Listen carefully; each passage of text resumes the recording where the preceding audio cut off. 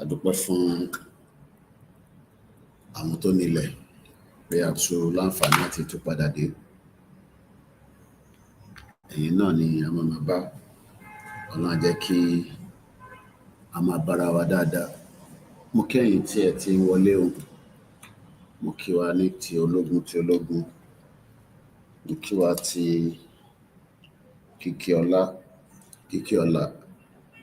Bí ẹ ṣe ń wọlé yẹn, ẹ máa double tap, kẹ́ like, kẹ́ love, kẹ́ share, ká invite triple DRS. Mo kí ẹ̀gbọ́n mi, ẹ káàbọ̀. Báwo ni weather ní agbègbè yín lọ́hùn?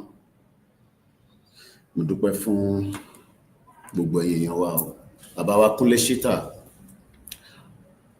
weather náà wà pa níbí báyìí. Mo tẹ̀ ti pa fáànì yẹn gan sef because ó dà kó fẹ́ pọ̀ díẹ̀. Mo kí ẹ̀yin tẹ́ ti ń wọlé lórí TikTok. A very good afternoon, good evening. Ẹ káàsán dádì wa Kúnlé Ṣítà. Mo kí gbogbo ẹ̀yin tí ẹ ti ń wọlé.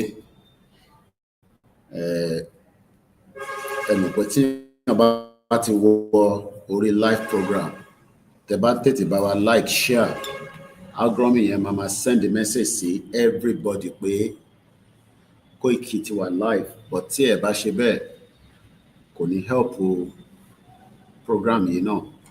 So ẹ ràn wá lọ́wọ́, kẹ́ bá wa double tap, kẹ́ like, kẹ́ comment, kó wà interactive. That is in tó ṣe ń pè ní social media nìyẹn.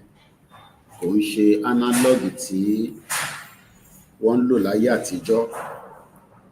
Things have become much better. Mo kí gbogbo àwọn team wa, wọ́n ti wà lọ́nà, k'Ọlọ́run Elédùmarè kó bá mi ṣọ́ wọn dé Ìbàràpá. So bí ẹ ṣe ń wọlé yẹn, lẹ́ẹ̀kan sí, mo fi kíkí ọlá kí wa lẹ́ẹ̀kan sí. So àìtí kí anthem wa, I don't send a request láti go sí program tó bọ́lẹ̀ pẹ́ ń bọ̀. Ẹ lè send request kàdé ń wọlé. Àìtí rẹ̀ program ẹ̀ send rẹ̀ yìí. Èmi gan tí mo gbé program kalẹ̀, mo ti bẹ̀rẹ̀ program, ẹ má ti send request wọlé. So mo kíyàn èyí tí ẹ ń bẹ orí ètò. Lórí self-determination ni studio yìí sọ̀rọ̀ lé lórí. Olúkálùkù ló ní tó sọ̀rọ̀ lé lórí ní orí channel ẹ̀. Níbí báyìí, nígbàkígbà tẹ́ bá darapọ̀ mọ́ wa níbí báyìí. Nigerian man accuses policeman of adopting and extorting him in over American wife. Ẹ̀yin náà lè sọ pé ẹ fẹ́ràn Nigeria. So mo kí ẹ̀yin tí ẹ ti ń wọlé lórí TikTok. Once again, no retreat, no surrender. Bishop Adesina Eshigoni, triple DRS. Èmi kọ́ la máa dúpẹ́ fún, ká dúpẹ́ fún àwọn onílẹ̀ ni o. Bí mi ò bá ṣe, ẹlòmíì máa ṣe. Bí mi ò bá dìde, ẹlòmíì á dìde. And like I always say, in the last 5 years, I am not the best. Neither am I the only person. Ọlọ́run fi ìrìn àjò yìí, ó fi ṣe gàrí tírà fún wa ni. Ọmọ ológo mo rí lórí Instagram. Mo kí bàbá wa Waheed Àyìnlá, ẹ̀yin náà ti wọlé. King AY lórí Instagram. Mo kí lẹ́ẹ̀kan sí Bishop Adesina. So bí ẹ ṣe ń wọlé yẹn, àwọn Haúsá náà ti faraya gidi. Wọ́n fohùn lẹ̀ rẹpẹtẹ nínú WhatsApp group tí mo wà pẹ̀lú wọn ni o. Even though pé mo gbọ́n tí wọ́n sọ, but èyí tí a extract, a máa ṣe bẹ́ẹ̀ lẹ́ẹ̀kọ̀ọ̀kan. A máa lọ mú information nínú WhatsApp group àwọn Haúsá, indigenous people. Wọ́n ti bá àwọn ọmọ Yorùbá tí ó gbọ́ Haúsá, wọ́n ti bá wa translate tí wọ́n sọ. So mo kàn fẹ́ jẹ́ kó di another few minutes. A ti wà ní 4 minutes exactly. Play anthem. Ẹ jẹ́ ká sáré share lẹ́ẹ̀kan sí. Tí ẹ bá wà lórí group Koikimedia, Tabati go live because bàbá wa Ṣógbóyè wọ́n ní Koiki tó bá go live kì í mọ̀ kó ti wà live torí pé Facebook, YouTube irú iṣẹ́ táwa gbé dání wọ́n send the message síta fáwọn èèyàn pé a ti wà live but ẹ bá wà lórí group wa pè ní channel wa a ní WhatsApp group a tún ní channel lórí WhatsApp gbogbo yín náà lẹ mọ̀ tí mo mean by that nígbà tẹ́ bá ti wà lórí ẹ̀bẹ̀ yẹn tá bá ṣe go live báyìí ẹ̀yin náà máa mọ̀ pa ti go live so triple DRS lẹ́ẹ̀kan sí ni we need to appreciate those who are not tired out about Yoruba nation freedom bẹ́ẹ̀ ni mo kí bàbá wa Waris wọ́n ní the option left is denaturalization bẹ́ẹ̀ ni the more tá bá ṣe ń rí náírà lò the more tí kò help movement náà lóòótọ́ a lè ṣèyẹn pé ká máa lo náírà èèyàn kan pè mí sí ó make enquiry nípa passport mo ní jẹ́ kó yé wọn pé passport yìí lóòótọ́ ọ̀pọ̀lọpọ̀ máa béèrè ṣá lè fi gba visa ṣó lọ America ṣó lọ UK mo ní àkọ́kọ́ ń bẹ̀ ni pé option passport yẹn is to identify yourself as ọmọ Yorùbá ẹ jẹ́ n record the bíbá so that kí ó ṣeé ṣe pé lòmíì náà gbọ́ ẹ jẹ́ sáré record it so that a lè lọ ní orí audio wa lórí Koikimedia náà ni a wà lọ́yìn ìrọ̀lẹ́ ní 16th of August 2025 4:45 p.m. but àwa máa ní 16:44 which is 24 hours clock èèyàn kan pè mí láti Lesotho ìlú kan ló ń jẹ́ bẹ́ẹ̀ ní apá ibì kan ní Southern Africa Lesotho ìtọ́ fẹ́ béèrè nípa passport Lesotho tó wà yẹn population wọn is 2.3 million wọ́n wá ń béèrè nípa ìwé ìrìnnà tó jáde láìpẹ́ tí ọ̀pọ̀lọpọ̀ wa náà ti láǹfààní àti rí nígbàtí àwa jọ ń sọ̀rọ̀ mo wá ń ṣàlàyé fún wọn ọ̀nà tí wọ́n máa fi process ẹ̀ mo ní lákọ̀ọ́kọ́ ọ̀nà àkọ́kọ́ ni pé wọ́n gbọ́dọ̀ ní Yoruba account mo ń wo Big Brother nísìn wọ́n ń polówó mo ní dárúkọ nǹkan polówó because sanwó fèmí ẹni tó bá wà lórí Big Brother mo ṣe kúrò lórí ẹ̀ nísìn ni wọ́n ń polówó trading iléeṣẹ́ kan tó wá polówó trading ẹ̀ so táwọn kan bá ń béèrè pé ṣé Yoruba yẹn nǹkan kan but kì í má ti lọ síbẹ̀ torí mo ń record in tí mo ń sọ ẹ̀ àti gba passport yẹn wà ní Yoruba account bí ẹni tó ní any other bank account o gbọ́dọ̀ ní Yoruba account yẹn òun ni àwa indigenous Yoruba nation self-determination táwa náà fi operate bí ẹni tó ń náwó but is digital kò ń ṣe fiat ní owó paper tó bá ń gbọ́ fiat owó paper nìyẹn mo fún ẹ ní náírà ní paper but eléyìí is a digital payment and digital transaction tó bá ti wá ṣí Yoruba account ìyẹn lákọ́kọ́ wá fún ẹ ní FSCC wà níyẹn lọ́wọ́ after that wà á wá make payment 5 Yoruba yẹn bọ́ sí 115,000 naira ìyẹn fún ìwé ìrìnnà yẹn then the next stage òun ni pé ṣé mo lè fi lọ gba visa lọ sí America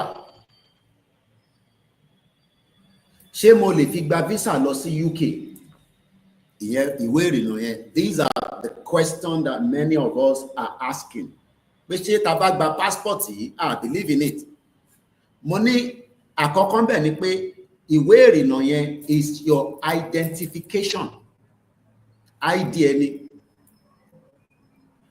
ilẹ̀ Yorùbá ò tí wà officially declared as a country ìyẹn ni pé a lè ní ìwé ìrìnnà tó identify wa gẹ́gẹ́ bí ọmọ Yorùbá ní mí nísìn àwa kan sì ní Nigerian passport, àwa kan ní American passport, àwa kan ní Canadian passport. Èmi náà fẹ́ ní passport tó lè sọ pé yes, kò ṣe dandan ni pé mo fẹ́ fi lọ gba visa, but mo fẹ́ fi indicate pé ọmọ Yorùbá ni mí, lẹ́ni tó ń ṣe Yorùbá nation tó wà nínú movement.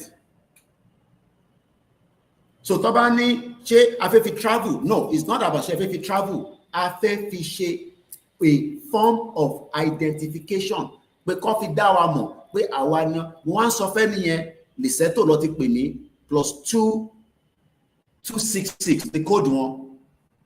Torí ìgbà tí mo rí kóòdù yẹn mo bi wọ́n pé ìlú wo ló wà, wọ́n ní Liseto. Mo wá ní in tí ẹ bá ti ṣe rúbà +266 tí ẹ ti ṣe rúbà account tẹ́ ti fill application form, ẹ ní fi náírà sanwó, nítorí pé náírà kọ́ ni currency tí àwa fẹ́ lò. Bí àìtẹ́ tí di country èèyàn mí pé a lè máa ṣe àwọn kankan tó máa bẹ̀rẹ̀ sí present wa as a country, even though we have not yet fully declared the country. So fáwọn tó máa ń béèrè pé ṣé tí bá ti gba passport yẹn mo lè sáré lọ sí South Africa. Mo wá ní ṣé UK máa fún yín ní visa lórí Yorùbá passport tí UK dẹ̀ di Nàìjíríà mú? UK tó jẹ́ ṣekúṣẹ́yẹ, UK tó jẹ́ pé àwọn ni alátakò ìran ọmọ Yorùbá. Ṣé rò pé tẹ́ bá gbé ìwé ìrìnnà lọ sí embassy nílùúkìlù tẹ́ bá wà, especially ẹ̀yin tẹ́ wà Nàìjíríà, pé ìwé ìrìnnà Yorùbá rè o, ẹ fún wa ní visa o, but process visa mi passport ni mo fẹ́ lò, ṣé UK máa grant visa? UK tó ń sọ pé ká lọ dúró de 2075 káwọn tó dá wa lóhùn nípa pé a fẹ́ kúrò ní Nàìjíríà, pé Nàìjíríà sì máa dá. Ṣé Amẹ́ríkà máa dá yín lóhùn? Àwọn kan tó wá ní fake ni, irọ́ ló ń pa, wọ́n fi ń tọmọ Yorùbá ni. Ó easy fẹ́ni tó wà ní Amẹ́ríkà kó máa sọrú ọ̀rọ̀ jágbajàgba yẹn, àbẹ́ tó wà ní abroad. But ẹni tó wà ní Nàìjíríà tó bá ń sọ bẹ́ẹ̀ fún, Nigerian passport ibi mélòó ló lè fi gba visa tó lè fi lọ? South Africa inú Africa ló wà. Ó bá gba visa lórí Nigerian passport ẹni, kò dẹ̀ guarantee pọ́ máa fún ẹ.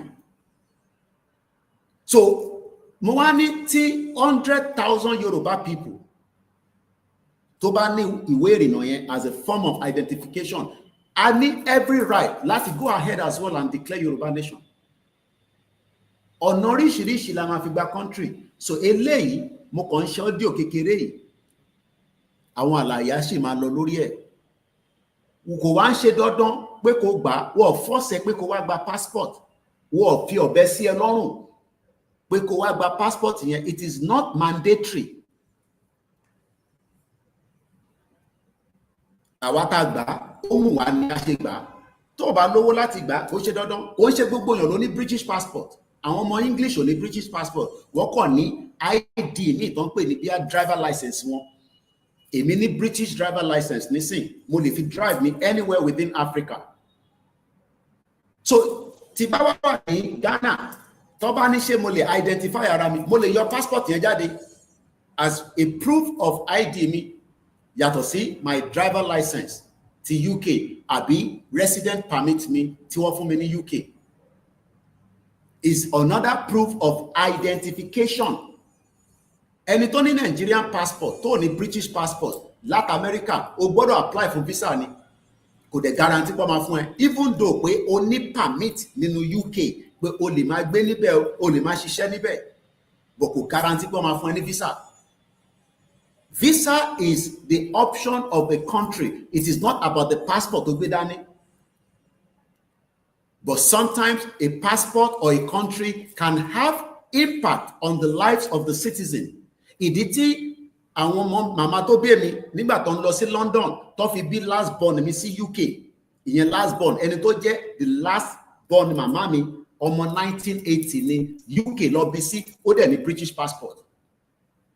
Wọ́n bí èmi ní 1978, èmi ò dẹ̀ ní British passport. Ìdí tẹ́mi ò ṣe ní British passport ni pé nígbà tí wọ́n bí èmi Nàìjíríà lọ bí mi sí, àṣìṣe ni, kò jẹ́ kó bí mi sí Nàìjíríà. Màmá tó ní owó lọ́wọ́ ni màmá mi, bàbá tó bí mi ó lówó lọ́wọ́, private hospital lọ bí àbúrò mi sí kò ń ṣorí NHS. So tó bá jẹ́ pé wọ́n lọ bí èmi náà níjọ́ náà ní 1978, automatically I would have been a British citizen with a British passport. Mo ní wá lọ jókòó sí UK láti 15 years kó tó fún mi níwèé irú tí mo lọ ṣe nígbà tí mo lọ ní 1998. Gbogbo eléyìí là ń ṣàlàyé fáwọn èèyàn pé so tí àbúrò mi ní British passport èmi ní Nigerian passport, ó take some time káàbúrò mi to understand tó ń pè ní immigration because kò yé. Abẹ́òkúta lòun náà ti ń kàwé kó tó mú kúrò ní JSS, ó fẹ́ lọ bọ́ sí JSS 2 ni mom sí mi move òun because ó easy. Nígbà tí màmá mi padà sí UK wọ́n lọ apply fún passport tiẹ̀ padà because under age ni wọ́n release the passport ẹ̀ ọba kan mi ó ti wọ UK nísìn níjọ́ náà lọ́hùn ẹ má yẹ kí n tún lọ síbẹ̀ púpọ̀ but wọ́n release the passport tó ọba kan mi because ó ti wà over 18. Wọ́n ní kó lọ ṣe ìtàn pè ní right of abode or something like that ní British Embassy. Ọ̀rọ̀ yẹn dìjà láàrin family nígbà tèmi dé UK. Wọ́n rò pé passport tiẹ̀ lè mi fi wọ UK. Wọ́n mọ̀ pé mi gba visa ni. Òun náà ti wà ní UK nísìnyí o. After many years ó padà wọ UK. Ó dẹ̀ apologize. Tí bá sọ̀rọ̀ immigration fún yín ìlú tí mo ti gbé for 27 years ni but ibẹ̀ kọ́ la fẹ́ lò. So táwọn kan bá wá ní passport tó ṣe yìí wọ́n fi fẹ́ defraud ọmọ Yorùbá ni wọ́n ti ọ̀bẹ bọ ẹ lọ́rùn pé kó wá gbà. Ṣé wọ́n mú ọ̀bẹ wọ́n ti bọ ẹ lọ́rùn pé wá gba passport yìí. Passport yẹn is your own ID. Gbogbo àná la ní Nigerian passport. Ẹni tó ní Nigerian passport ó ní another passport. Lesotho is less than Osun State in a geographical size population. Is almost like kódà Alimosho tóbi jùlọ. Alimosho size, Lesotho is small landlocked state in South Africa, 2.2 million. So gbogbo ẹni tó wá ní àwọn náà fẹ́ gba passport yẹn, àwọn náà fẹ́ ní, àwọn ọ̀tẹ̀ fẹ́ fi travel, àwọn akọ̀fẹ́ ní sọ́wọ́. Ẹ kàn sí gbogbo media tẹ́ bá kàn sí wọ́n gbọ́dọ̀ lè ṣàlàyé fún yín pé ọ̀nà báyìí ni. Tó bá wá rí media tó máa ṣàlàyé fún yín ẹ wá bẹ ṣe máa bá Koiki sọ̀rọ̀, àwa fún yín ní ìlú tẹ́ bá wà ẹni tẹ́ máa bá sọ̀rọ̀. So it is not because o fẹ́ fi travel, it is your ID. Bí ṣe wà níbí báyìí nísìn, every time tí bá ń travel in between Africa to Africa mo máa ń mú driver license mi dání, yàtọ̀ sí pé resident permit mi náà ó wà lórí fóònù mi, digital dẹ̀ ní gbogbo nǹkan nísìn. Ní UK ẹ jẹ́ ká ṣe dá dúró níbẹ̀. Koikimedia bringing the world closer to your doorstep. Tí bá sọ̀rọ̀ migration ò ní lọ gbọ́ migration lọ́dọ̀ ẹni òmímọ̀. Iṣẹ́ wa fúnlẹ̀ wa forílẹ̀ ibi wa kàgbéga kàgbéga kàgbéga falẹ̀ rí. Ìgbàgbọ́ wa ni pé bá ti bẹ̀rù làbọ̀ mọ́ ká ṣiṣẹ́ ká ṣiṣẹ́ ká ṣiṣẹ́ ká jọlá ìṣọ̀kan àtòmìnira ní kẹ́jẹ́ ká máa lépa ìtẹ̀síwájú fọ̀pọ̀ ire àtòhun bọ̀ sípò ẹ̀tọ́ rẹ ìwọ ni ìmọ́lẹ̀ ògo adúláwọ̀. Ẹgbẹ́ gbádùn ọ̀rọ̀ immigration yẹn ṣé kí n tẹnu díẹ̀. Mo kí ya mi ìyá, mo kí bàbá wa Martins. Mo dúpẹ́ lákọ̀ọ́kọ́ clearing call pé ẹ má fi dá àwa nìkan lórí àwọn ìrìn àjò tó ń bẹ níwájú wa láti ọ̀la lọ sókè. Àwọn staff wa wọ́n ti dé kí má fún location wọn tó mọ̀ torí security, but wọ́n ti kúrò lẹ́kọ̀ọ́, wọ́n ní pẹ́ wọnú Ìbàràpá, but wọ́n sì wà lọ́nà. Ẹ máa bá ń fi àdúrà ràn wọ́n lọ́wọ́. Látara pé fún wa lówó ni o, àmọ́ kò tí tó. Gbogbo àwọn staff wa èyí tó ń tẹ̀lé wọn lọ, gbogbo wọn náà ni a ti fún ní ẹgbà. Ẹ má bínú pé ó kéré. Ẹgbà ẹ má bínú pé ó kéré. Àwọn tó ń bẹ lẹ́kìtì àti múra sílẹ̀ fún wọn torí àwọn ò ní láti tún wá sísàlẹ̀. Ìnáwó yẹn á ti pọ̀ jù. I need that resources. But once upon one ọ̀gá, I need the power bank. Èyí tá ń lò ẹ kúkú mọ̀, ó ti ẹ̀gbẹ́, ó ti bàjẹ́. Mo ní ọ̀rọ̀ power bank kò tí yọ. Ẹ ṣe sùúrù. But níwọ̀nba tí àwọn èèyàn tó gbọ́ audio àti video tá ṣe láti bí ìjẹta, àwọn èèyàn ṣe support ìrànlọ́wọ́ wọn àmọ́ lóore. Bẹ́yìn ò bá ṣe, bẹ́ẹ̀mi bá jókòó síbí, àwọn staff wa àwọn náà lè ṣe kankan. The staff will be in Barapa ahead of the arrival of Olóyè Igboho lọ́la lágbára Ọlọ́run. Ẹni bá náà ní dé là ní dé bá. Gbogbo ọ̀nà pátá ló máa pamọ́ fún wa tá máa fi débẹ̀. Èmi náà ń bọ̀. Láṣẹ Èdùmàrè. Mo kí gbogbo Ìbàràpá méjèèjì pátá pé kú palẹ̀ mọ́. Gbogbo ẹ̀yin tí ẹ ní ẹbí, ẹ sọ fún wọn pé kó wá fi oore hàn fún ọmọ Adéyẹmọ. A lé ọmọ Yorùbá tó pọ̀, àmọ́ àyà wọn kò dàbí tolóyè. Mo kí gbogbo ẹ̀yin èèyàn wa láti bàbá wa olórí oko káfàtà, the emeritus. Ẹ máa wọ́ndà pé Koiki ṣe bó ní ò tí sanwó, ìkànnì mọ̀ pẹ́ lómi kò ní lè béèrè lọ́wọ́ mi ni. Báwo ló tún ṣe wá rí StreamYard ọ̀fẹ́ lélẹ̀ tí mò ń lò nísìnyí o.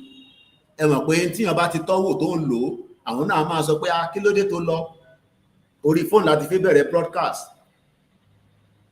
Mo wá, kí ni mo tẹ̀ wá fẹ́ ṣe lórí StreamYard?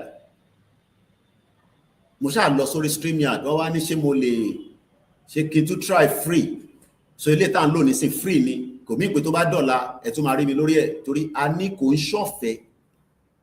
We pay monthly. Àwọn tó ń lo ọ̀fẹ́ wọ́n lè ṣe more than 2 or 1 stream to 1 place. But àwa nísìn, a wà lórí YouTube méjì, a wà lórí Facebook kan. Facebook wa kan ti ní issue títí di September 13. Wọ́n ní a post nǹkan tó ní nudity nínú, standard communication ló máa ń pè kíní ẹ̀. So wọ́n ṣáà ti suspended, so a lè go live lórí ẹ̀. But a wà lórí Rumble. Ọ̀pọ̀lọpọ̀ lè máa mọ̀ Rumble yẹn náà bí YouTube ni. Ìyẹn lè ṣe láǹfààní àti rí wa ní inú studio. Owó ní tóun bá sí nílé má dábàá nǹkan kan. Ó lè wọ́n ẹ jẹ, ó lè wó, ó lè wọ́n ẹ mú. Ẹran lọ ti dín kalẹ̀ yẹn, ṣinṣin gbogbo nǹkan. Tó bá lówó ò lè ṣe nothing. Mo kí bàbá wa Akíndèjì Ìṣọ̀lá.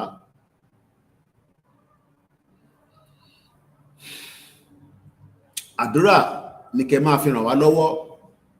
Ẹ má dá ìjà ẹ̀sìn sílẹ̀, mo ń sọ ní gbogbo ìgbà. Muslim ni mí, bàbá tó bí mi Mùsùlùmí ni, ó gbà fún ìtàn pè ní Islam tó kú fíkú, kò dẹ̀ tako àwọn oní church because màmá tó bí bàbá mi àwọn white garment church ni. Ìṣẹ̀ṣe ò lè kúrò nítorí pé in tí Ọlọ́run fún wa ni tó ní ká máa lò, in tí àwọn onílẹ̀ fún wa kò ń ṣe compulsory kò gbọ́dọ̀ lò. Ó mú àwa làwa ṣe ń lò. Àwa ní babaláwo lọ́wọ́, bí wọ́n náà ṣe ní pastor lọ́wọ́, èmi náà ní babaláwo.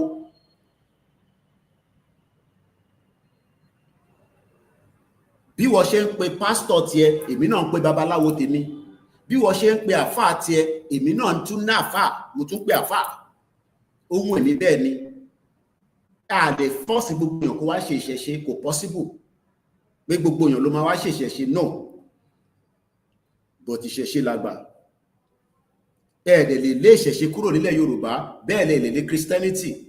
Gbogbo èyí tẹ́ ní Allah ṣe gidi kíní kan, lè lé Islam kúrò nílẹ̀ Yorùbá. A kò fẹ́ doctrine tó máa convert àwọn èèyàn wa sí full blown terrorist. Mo dúpẹ́ pé mo tẹ̀ rí software lò lénìí. Mo ń sọ̀rọ̀ arákùnrin kan lánàá, ọmọ Britain. I think I should start the recording. In tí mo fẹ́ sọ yìí. Torí wà important. Ẹ má bínú tí bá ti bẹ̀rẹ̀ recording náà nílé máa kí gbogbo yín lórúkọ. Koikimedia, bringing the world closer to your doorstep. In the 16th August 2025, 1702. Mo kí gbogbo ẹ̀yin tí ẹ ti ń darapọ̀ mọ́ wa lórí ìkànnì wa lẹ́ẹ̀kan sí. Bẹ́ẹ̀ náà ṣe ra data, làwa náà ra data, ṣé data lẹ́ ń pè. Ó lé tó ń jábọ́ lára wa every week, every month, especially our tani staff. Mo ń sọ̀rọ̀ nípa ilẹ̀ Yorùbá.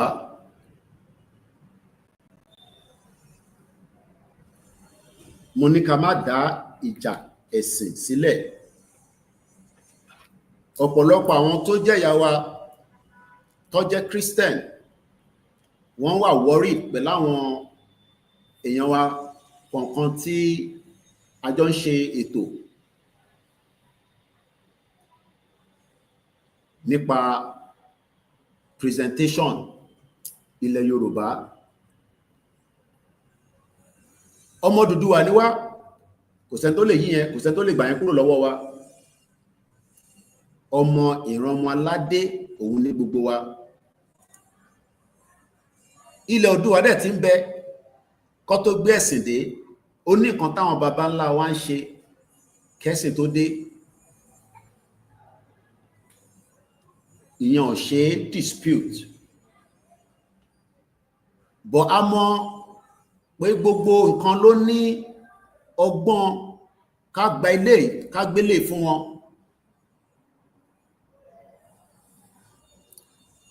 Ọgbọ́n ìgbà báírò ká fi gba góòlù kúrò lọ́wọ́ yín. Níbi tí ilẹ̀ ṣúdé lè ní ìlú kan tó ń pè ní Benin Republic.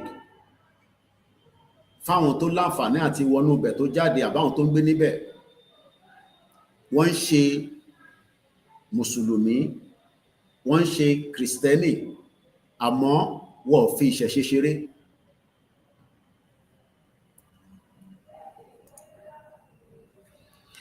Lóòótọ́, àwọn kan wà skeptical nípa pé ṣé Yorùbá nation tẹ́tẹ̀ gbé dání, ṣé kò ń ṣe pé ẹ fẹ́ fi tù wá jẹ nígbà tẹ́ bá wá débẹ̀ ẹ kíkì gbogbo àwọn Christian jáde. Mo ní ṣó possible ṣá? Ṣó possible?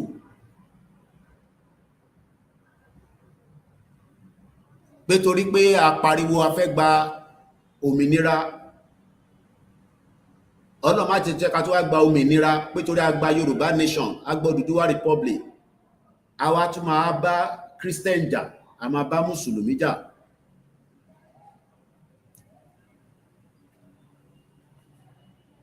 This is where the law will come in. Gbogbo àwọn tó ń pariwo lórí social media, wọ́n ní right láti pariwo, láti sọ̀rọ̀. But government ló máa control ilẹ̀ Yorùbá. Òfin máa wà. Òfin tó dẹ̀ máa wà. Òfin tó máa ṣiṣẹ́ fún gbogbo àtẹni tó fẹ́ máa bọ igi, àtẹni tó fẹ́ lọ church, àtẹni tó fẹ́ lọ mọ́ṣáláṣí, lòfin yẹn máa protect. Kò ń ṣe òfin tó máa sọ pé ẹni tó ń ṣẹ̀ṣẹ̀ ṣe á wà superior jù ẹni tó wà ní Mùsùlùmí àti Christian lọ. I don't think I want to live in a country like that.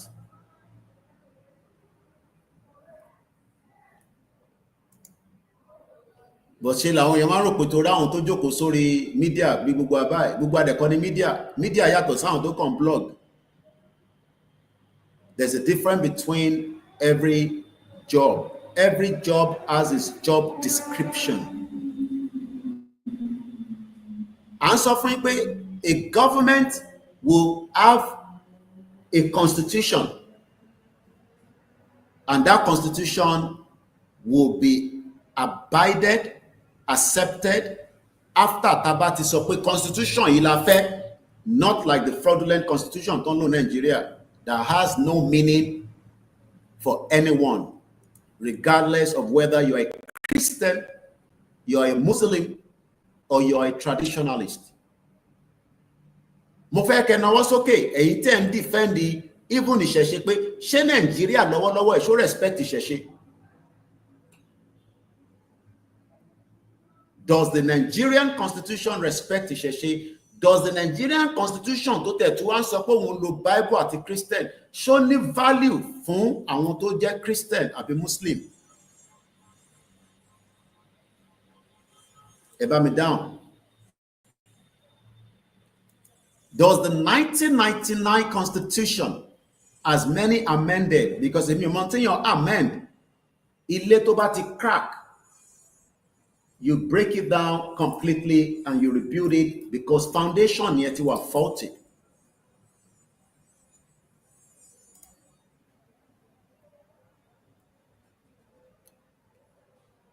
Ẹ jẹ́ ká take it as many of those that are acting on behalf of ìṣẹ̀ṣe, many of those that are acting on behalf of Islam, many of those that are acting on behalf of Christianity,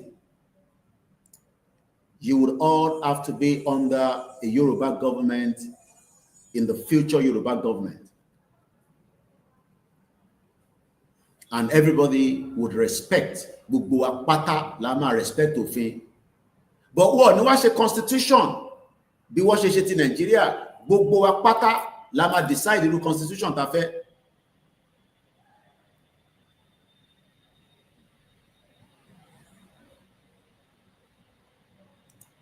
So mo fẹ́ ká wà too worried àwa tá jẹ́ other religion, torí tẹ́ bá ń gbọ́n táwọn kan sọ lóòótọ́ ó lè máa dẹ́rù bà yín pé ó dàbí nǹkan ṣe ń wà exposed because ilé ayé many things has been shielded táàmù, but ẹ lè gba ẹ̀sìn kúrò lọ́wọ́ àwọn tó fẹ́ believe in that religion, kò possible. Ẹ dẹ̀ lè force ẹ̀sìn lé anybody lórí, bẹ́ẹ̀ lè force ìṣẹ̀ṣe lé anybody lórí. It is entirely up to individual to decide what they want. A Yoruba government that will serve the interest of every Yoruba, regardless of your religion, regardless of your faith, regardless of your belief.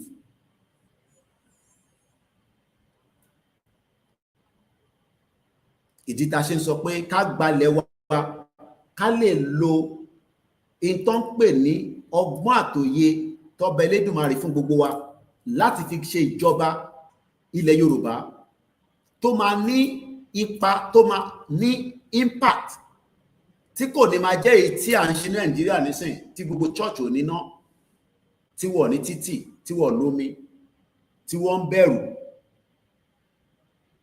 tí oníṣẹ̀ṣe lè sọ pé òun lè jáde pé yes oníṣẹ̀ṣe ni mí, mo ní right, bẹ́ẹ̀ ṣe gbé Bible dání mo ní right láti di ògùn sára. Problem tèmi nìyẹn, kò ń ṣe problem tiwọn. Ohun èmi ni mo fẹ́ di ògùn mọ́ra, bó o gbọ́dọ̀ fi ògùn yẹn ṣe jàǹbá fẹ́ni kankan. You can use it to protect yourself. Torí ọba Elédùmarè ló dá ewé àtegbò tá ń lò. Bí wọ́n bá ní òṣògùn, ẹ tó fẹ́ ṣògùn jẹ́ kó ṣe é, bó kò gbọ́dọ̀ fògùn yẹn commit crime. Tó bá commit crime, ó máa lọ ẹ̀wọ̀n. Mo release video kan lórí OLAYOMI KOIKI, 27 years in the UK. Ọmọ 34 years old tó láǹfààní àti gbá bọ́ọ̀lù dáadáa, Boateng, I believe ọmọ Ghana ni, looking at that name. 14 years prison sentence lọ fún nísìn nítorí pé ó gbé cocaine. Kò tẹ́ ṣe pé ó gbé nìkan, wọ́n bá nínú ilé ẹ̀. Ẹni ọ̀daràn tó wà lórí bail, wọ́n fún ní bail. Mo sọ pé bíbá ẹni international platform yìí. He was on bail. Mo lè fi wọ̀n yẹn tẹ́wà lórí tájọ wà lórí StreamYard. Torí àwọ̀ ní sọ̀rọ̀ kó má rí bẹ́ẹ̀, kò ń ṣe ní orí iléeṣẹ́ yìí. I have nothing to gain to tell lies. Bẹ́ẹ̀ fún mi, I will be. Wọ́n ní cut your coat according to your size. Ìdí tí mo ṣe lè gbé ní UK for 27 years. Mo tún sọ anybody kó jáde pé arákùnrin yìí ò lè ní. Ká tó sọ pé àwa ṣẹ̀ṣẹ̀ yóò á jẹ́ inú Yorùbá nation láti ṣẹ́ni tó ti wà ní public figure ló ṣẹ̀ máa wá misbehave. Ìgbà tá àtẹ̀ tí di public figure tó yìí, a mọ̀ ara wa, torí ẹni tó bá jáde láti inú ilé rẹ̀ kò ní hùwà burúkú. Kò dẹ̀ sẹ́ni tó lè tọ́ka pé ìyá tó ń lọ yìí o màmá Koiki yo ní UK yo ẹ bá wa dìmú àwọn láyé gbogbo ẹnu mo fi sọ gbogbo àyà ni mo fi sí. Mọ̀mísí mi ti gbé ní UK for more than 30 years. Àwọn ọmọ tèmi náà ti ń bí kò sẹ́ni tó lè tọ́yà pé ó lè làwọn ọmọ tó ń lọ yẹn because àwọn ìdílé ta ti jáde. Èyí tẹ́ dé lánàá gan sẹ́fẹ́ tí ń tọwọ́ boríṣiríṣi. Gbogbo ẹnu mo fi sọ kọ́ gbé jáde wọ́n lè gbé jáde because wọ́n ní any evidence to back it. Ìtayà mi ṣe kí nìyẹn. Torí ẹni tó bá jalè tó dẹ̀ mo máa ń sọ fún bí ọlọ́pàá bá kanlẹ̀kùn nílé ẹ ṣílẹ̀kùn fún mo wà nílé mo sílé kó wọlé kó wá béèrè pé kí ló ṣẹlẹ̀ kí ni mo ń fà mo ń béèrè fẹ́tọ́ àwọn ọmọ ọ̀ràn mi mo jalè ni à ń bọ̀ sí bó bá wọn UK tó bá ní kí n má tún wọlé mọ́ báyìí 27 years kí ni mo tún wá káàkiri wọ́n fìyà jẹ mí dáadáa kò lè yẹ̀yìn èmi ló ń dùn mí ju gbogbo yín lọ 15 years kíyàn má lè kúrò nínú ìlú kan 15 years tó bá yẹ pé mo lọ yunifásitì ni màá ní degree màá ní PhD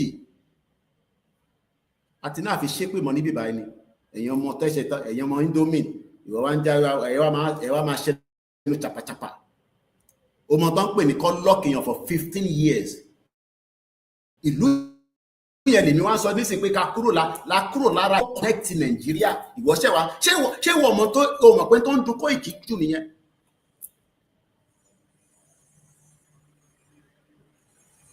Kí ni kàn yín pé láwọn ọmọ Ìgbò ṣọmọ Ìgbò ni wọ́n ní kí lẹ lọ ń gbọ́ Ìgbò program fún kí ni kàn yín pẹ̀lú Ìgbò ní tó bá àwọn Ìgbò ní kó máa sọ kí ni kàn yín pẹ̀lú ọmọ Ìgbò ẹ bá tún post kí ni ẹ̀ máa block ẹ̀yin gan màá support Biafra mo support Peter Obi ọmọ Ìgbò ni there's two different things ẹ má máa sọ pé ká má support Biafra. I am not illiterate I am a learned person Ìgbò Biafra fi lọ ẹ support wọn kọ́ lọ ká block border Ìgbò tó sán lórí tó ń bọ̀ nílẹ̀ wa kó wọlé lásán ìyàtọ̀ bẹ̀ nìyẹn ẹ má divert attention wa ẹ ṣe pé ẹ ti fẹ́ kí n gbàgbé tí mo fi sọ mo sọ̀rọ̀ nípa Boateng ọmọ 34 years old ó gbá football at the very good age but ó ṣe àṣìṣe mo ń sọ pé tá bá délẹ̀ lérí bí ó bá jẹ́ oníṣẹ̀ṣe nìyẹn tó bá ṣàṣìṣe ó máa lẹ́wọ̀n ó máa ṣẹ̀wọ̀n pé torí ó jẹ́ oníṣẹ̀ṣe wàá ṣẹ̀wọ̀n torí ìṣẹ̀ṣe ò ní pé torí òun ṣẹ̀ṣẹ̀ṣe kó wá máa condemn mùsùlùmí tá bá délẹ̀ lérí if you do that you might go to the prison because constitution ló máa decide kò ń ṣe mi àgbé nílùú tó ń pè ní North Korea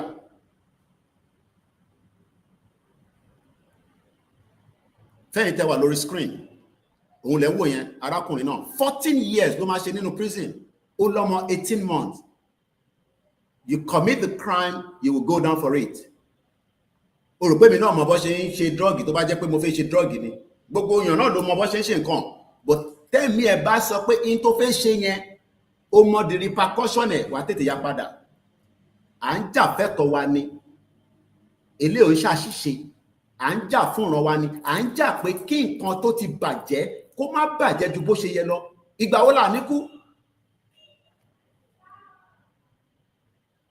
ó dá eléyìí ò ní láti wà lórí platform káyọ wèrè pọ̀ nú ẹlòmíì nú ọmọ Fúlàní ẹ̀rọ pọ̀ ọmọ Yorùbá ní gidi ní ọmọ àlè ó ní ìyà push Sunday Ìgbòho mọ̀ náà Ìgbòho ọmọ kékeré ni ara àwọn tó máa ń rán wá náà nìyẹn ẹ̀rí bá àbúyàn látàárọ̀ nísìn but ọmọ àlè Fúlàní ni nígbà tí ìyá ẹ̀ tó máa kò yá òrí ọkùnrin tó dá tó máa bá sùn ó wá lọ sínú igbó bá Fúlàní sùn ọmọ àlè burúkú mo kí ẹ̀yin tẹ́wà lórí ìjókòó èyí tó sọ ọmọ náà ló máa sọ yẹn ò ní tó sọ mímọ́ ẹ wá arákùnrin tí mo sọ yìí ojú ẹ̀lẹ́wò yẹn he had the privilege he had the access òun lẹ́wò yẹn òfin ni kò ń ṣe Nàìjíríà bẹ́lẹ̀ bá wà Nàìjíríà nísìn wọ́n lè bribe anybody kò ní lọ sí court débi kó máa wà ní prison ẹni tó jí bọ́ọ̀lì àtẹ̀pà nísìn ó jí sún ní kirikiri ó gbàgbé kọ́kọ́rọ́ Look at his face. Ex-footballer jailed for 14 years over significant role in a record £2.36 million crystal metal. Kódà ó wà on bail nígbà tí wọ́n tún wá lọ sílé ẹ̀ ní Valentine 2023. Wọ́n wá ṣèbí kámẹ́rà rí nígbà tí ó ń gbẹrù yẹn lọ́wọ́ àwọn yẹn nísàlẹ̀. Ẹrù tó gbà yẹn is almost 19.7 kg of class A drug. Mùsùlùmí ni kò sí tó kan òfin UK. Kristẹni ni kíní kan wọ́n pé Kristẹni ni àbí kò believe in anything. Òfin ni o.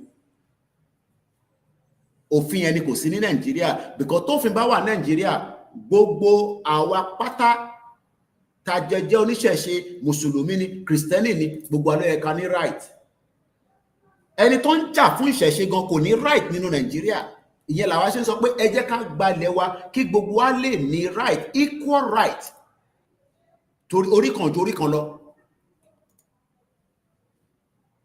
Orí kan kò ju orí kan lọ. We are all the same.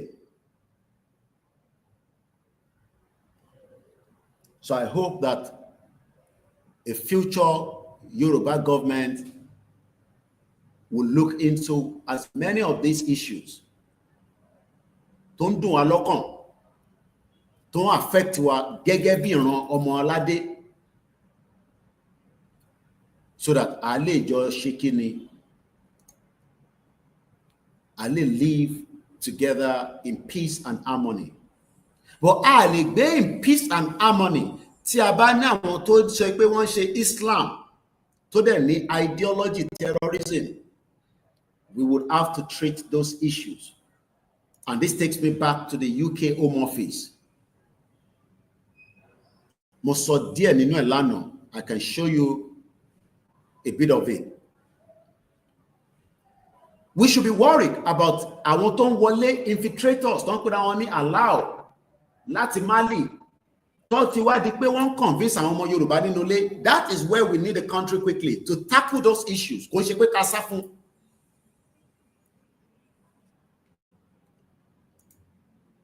Because ẹni tó gbà fún Islam tó bá náà wọ́n ṣe Islam mọ́ lẹ́mìí ẹ̀ problem ti ẹ̀ nìyẹn. Tó bá dẹ̀ ní Islam tó máa ṣe tí ọlọ́jọ́ máa fi dé. Why do we have to be worried? Ohun lẹ́mìí ni tó fẹ́ ṣe nìyẹn. Ẹni tó ń ṣe Christian ò lè force pé kó wá ṣẹ̀ṣẹ̀ ṣe. Kí ló fẹ́ force fún? So let's go to the UK Home Office. Láìpẹ́ lágbára Ọlọ́run, lágbára àwọn tó nílẹ̀ Yorùbá, àwa náà máa sọ pé go to Yoruba Home Office website, go to their Twitter page, go to this, go and look at that information. Wọ́n máa fi lẹ̀ Yorùbá, wọ́n máa fi ṣe àríkọ́gbọ́n ní gbogbo àgbáyé ni. Ìyẹn ni Britain ò fẹ́. You think they want you to be able to control your destiny. Well, if you can control destiny, well.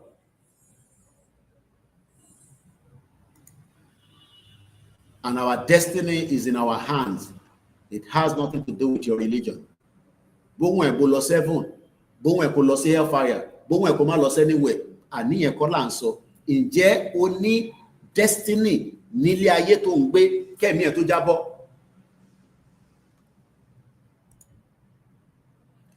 Let's take you to the UK Home Office quickly. Bringing the work closer to our doorsteps. We are the lead, the UK government department for immigration. I keep telling you, stop this nonsense of saying, etabagba country wa, èmi tí mo fẹ́ Igbo, èmi tí mo fẹ́ Hausa, èmi tí mo fẹ́ Fulani. Hausa gan ti fún síta. Ẹ jẹ́ n sáré play fún wa. Wọ́n ti bá wa ṣe translation yẹn lánàá. Wọ́n para gidi ni. Mo wà ní group tí wọ́n set up, tán pè ní WhatsApp group. Báwa náà ṣe ní WhatsApp group. Activist ọmọ Hausa yẹn, ó ti fi mí sínú mẹ́ta kan náà ẹ̀. Mo gbọ́n tán sọ lóòótọ́.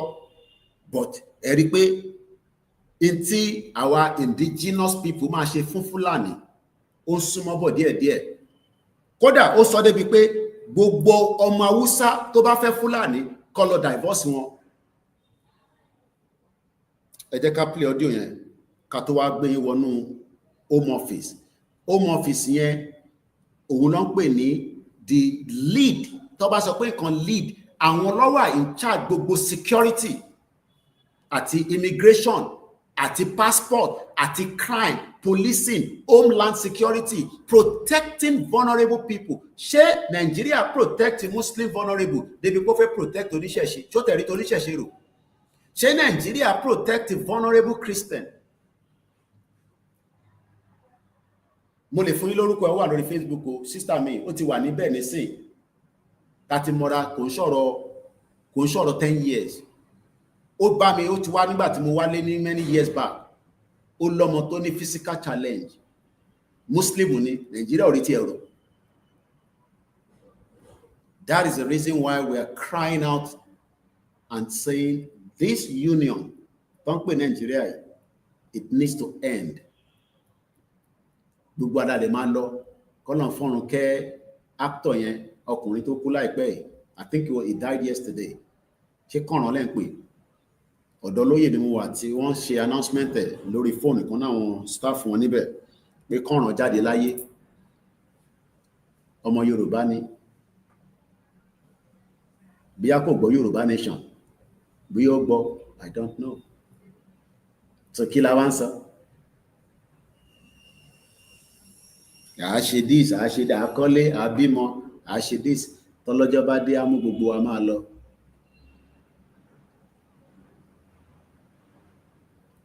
Ikú tó pa, I don't know. Ó sick ni, ó wà okay ni. Ikú máa ń mú kan lọ náà ni. Á mú kankan lọ.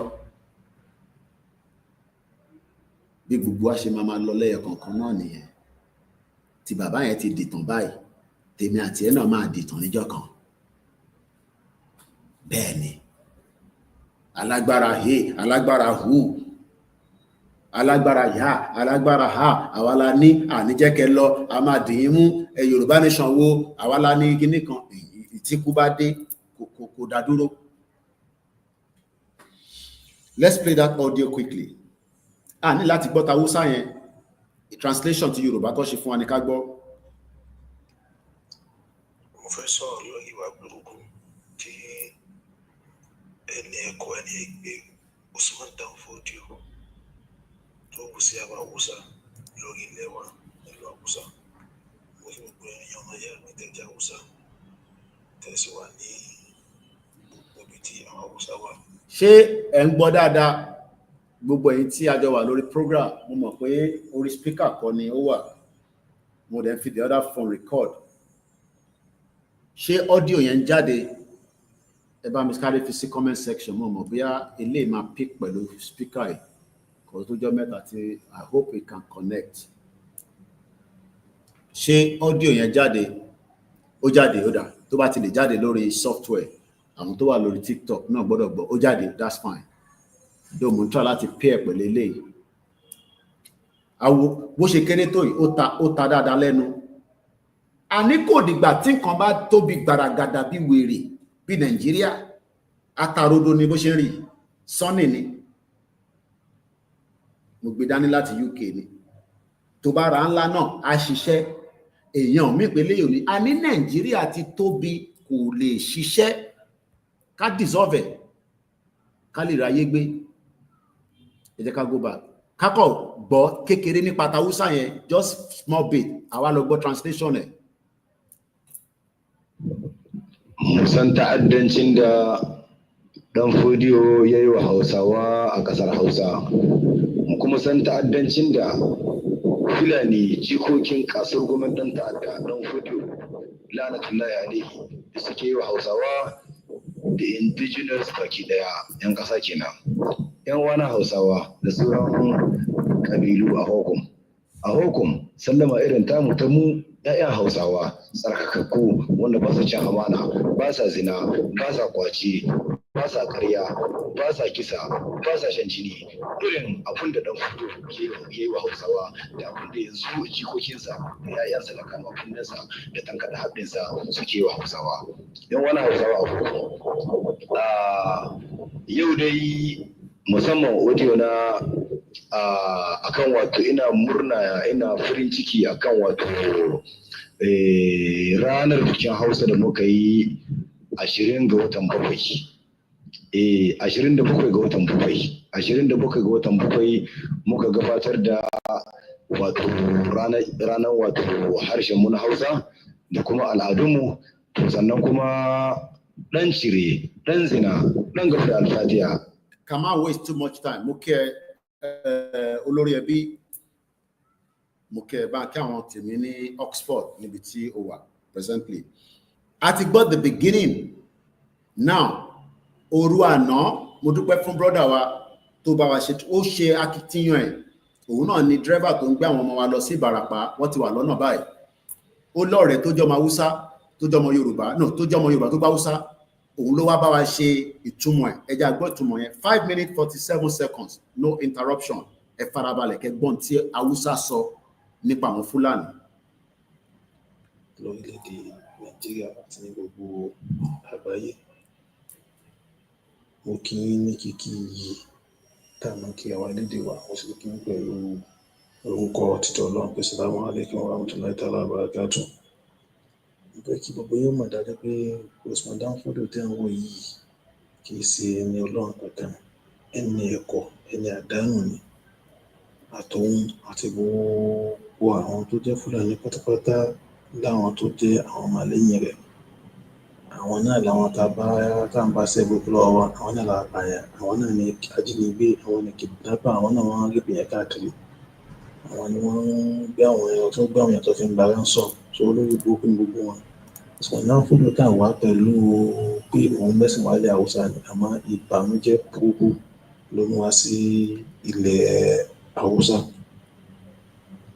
Usman Dan Fodio tẹ́ ń wò yìí, tẹ́ ń wò lẹ́nu Ọlọ́run kì í ṣe ẹni Ọlọ́run kankan, ìyẹn burúkú ni. Ó kàn wá sílẹ̀ Haúsá láti wá dá lámọ̀rẹ́ àwọn táwọn ajá Haúsá wò ni. Wọ́n kàn fi àjẹ àwọn Haúsá láti ìgbà tó ti dé ilẹ̀ Haúsá ni. So mo máa ń pè ọmọ ìyá mi tẹ́ jẹ́ Haúsá àti gbogbo ẹ̀yin èdèkédé yòókù tẹ́ wà ní Nàìjíríà. Ẹ jẹ́ ká pawọ́pọ̀ ká gbára wa kò ní oko ẹrú tí Usman Dan Fodio kó wa sí. Pàápàá jùlọ àwọn tá jẹ́ Haúsá tá wà nílùú ilẹ̀ Haúsá gàbàdáyà. Mo ń pè wá ṣàkíyèsí àwọn àtàbálẹ̀ pé a fẹ́ Haúsá níyàwó tá jẹ́ Haúsá lọ́kùnrin tá fẹ́ Fúlàní lóbìnrin tá lọ́kọ gbogbo wọn kalẹ̀ sílẹ̀. Àwọn tó bá sì jẹ́ Haúsá lóbìnrin tó bá fẹ́ Fúlàní lọ́kùnrin, ẹ jẹ́ ká lọ́kọ wọn kalẹ̀ because wọn ìṣe dáre. Kò sí bá sílẹ̀ bá wọn gbé pẹ́tó kò ní bí nǹkan tó dáa, nǹkan burúkú náà ní òbí. Gbogbo ògùdẹ̀ tó ṣẹlẹ̀ ńlẹ̀ ní orílẹ̀-èdè Nàìjíríà ní láti bí ọdún 2020 sásìkò yìí ní ṣe kò sẹ́ni tó ń kọ̀ sí ìdílé yìí tó jọ àwọn Fúlàní lọ. Àwọn náà làwọn tó ń sọ orílẹ̀-èdè wa ní Nàìjíríà yìí. Àwọn náà ni wọ́n kó wá sí gbogbo ògùdẹ̀ tá a wà yìí. Ìwà tó wà bó ti bẹ̀ lọ́wọ́ wọn, àwọn alábàánú kí wọ́n máa pààyàn, kí wọ́n máa gbìyànjú. Wọ́n máa bá àwọn èèyàn sùn káàkiri. So wọ́n yìí ṣe ẹ̀dá Ọlọ́run kankan wọ́n kàn. So mo ń kó gbogbo wa lásìkò yìí ká sowọ́pọ̀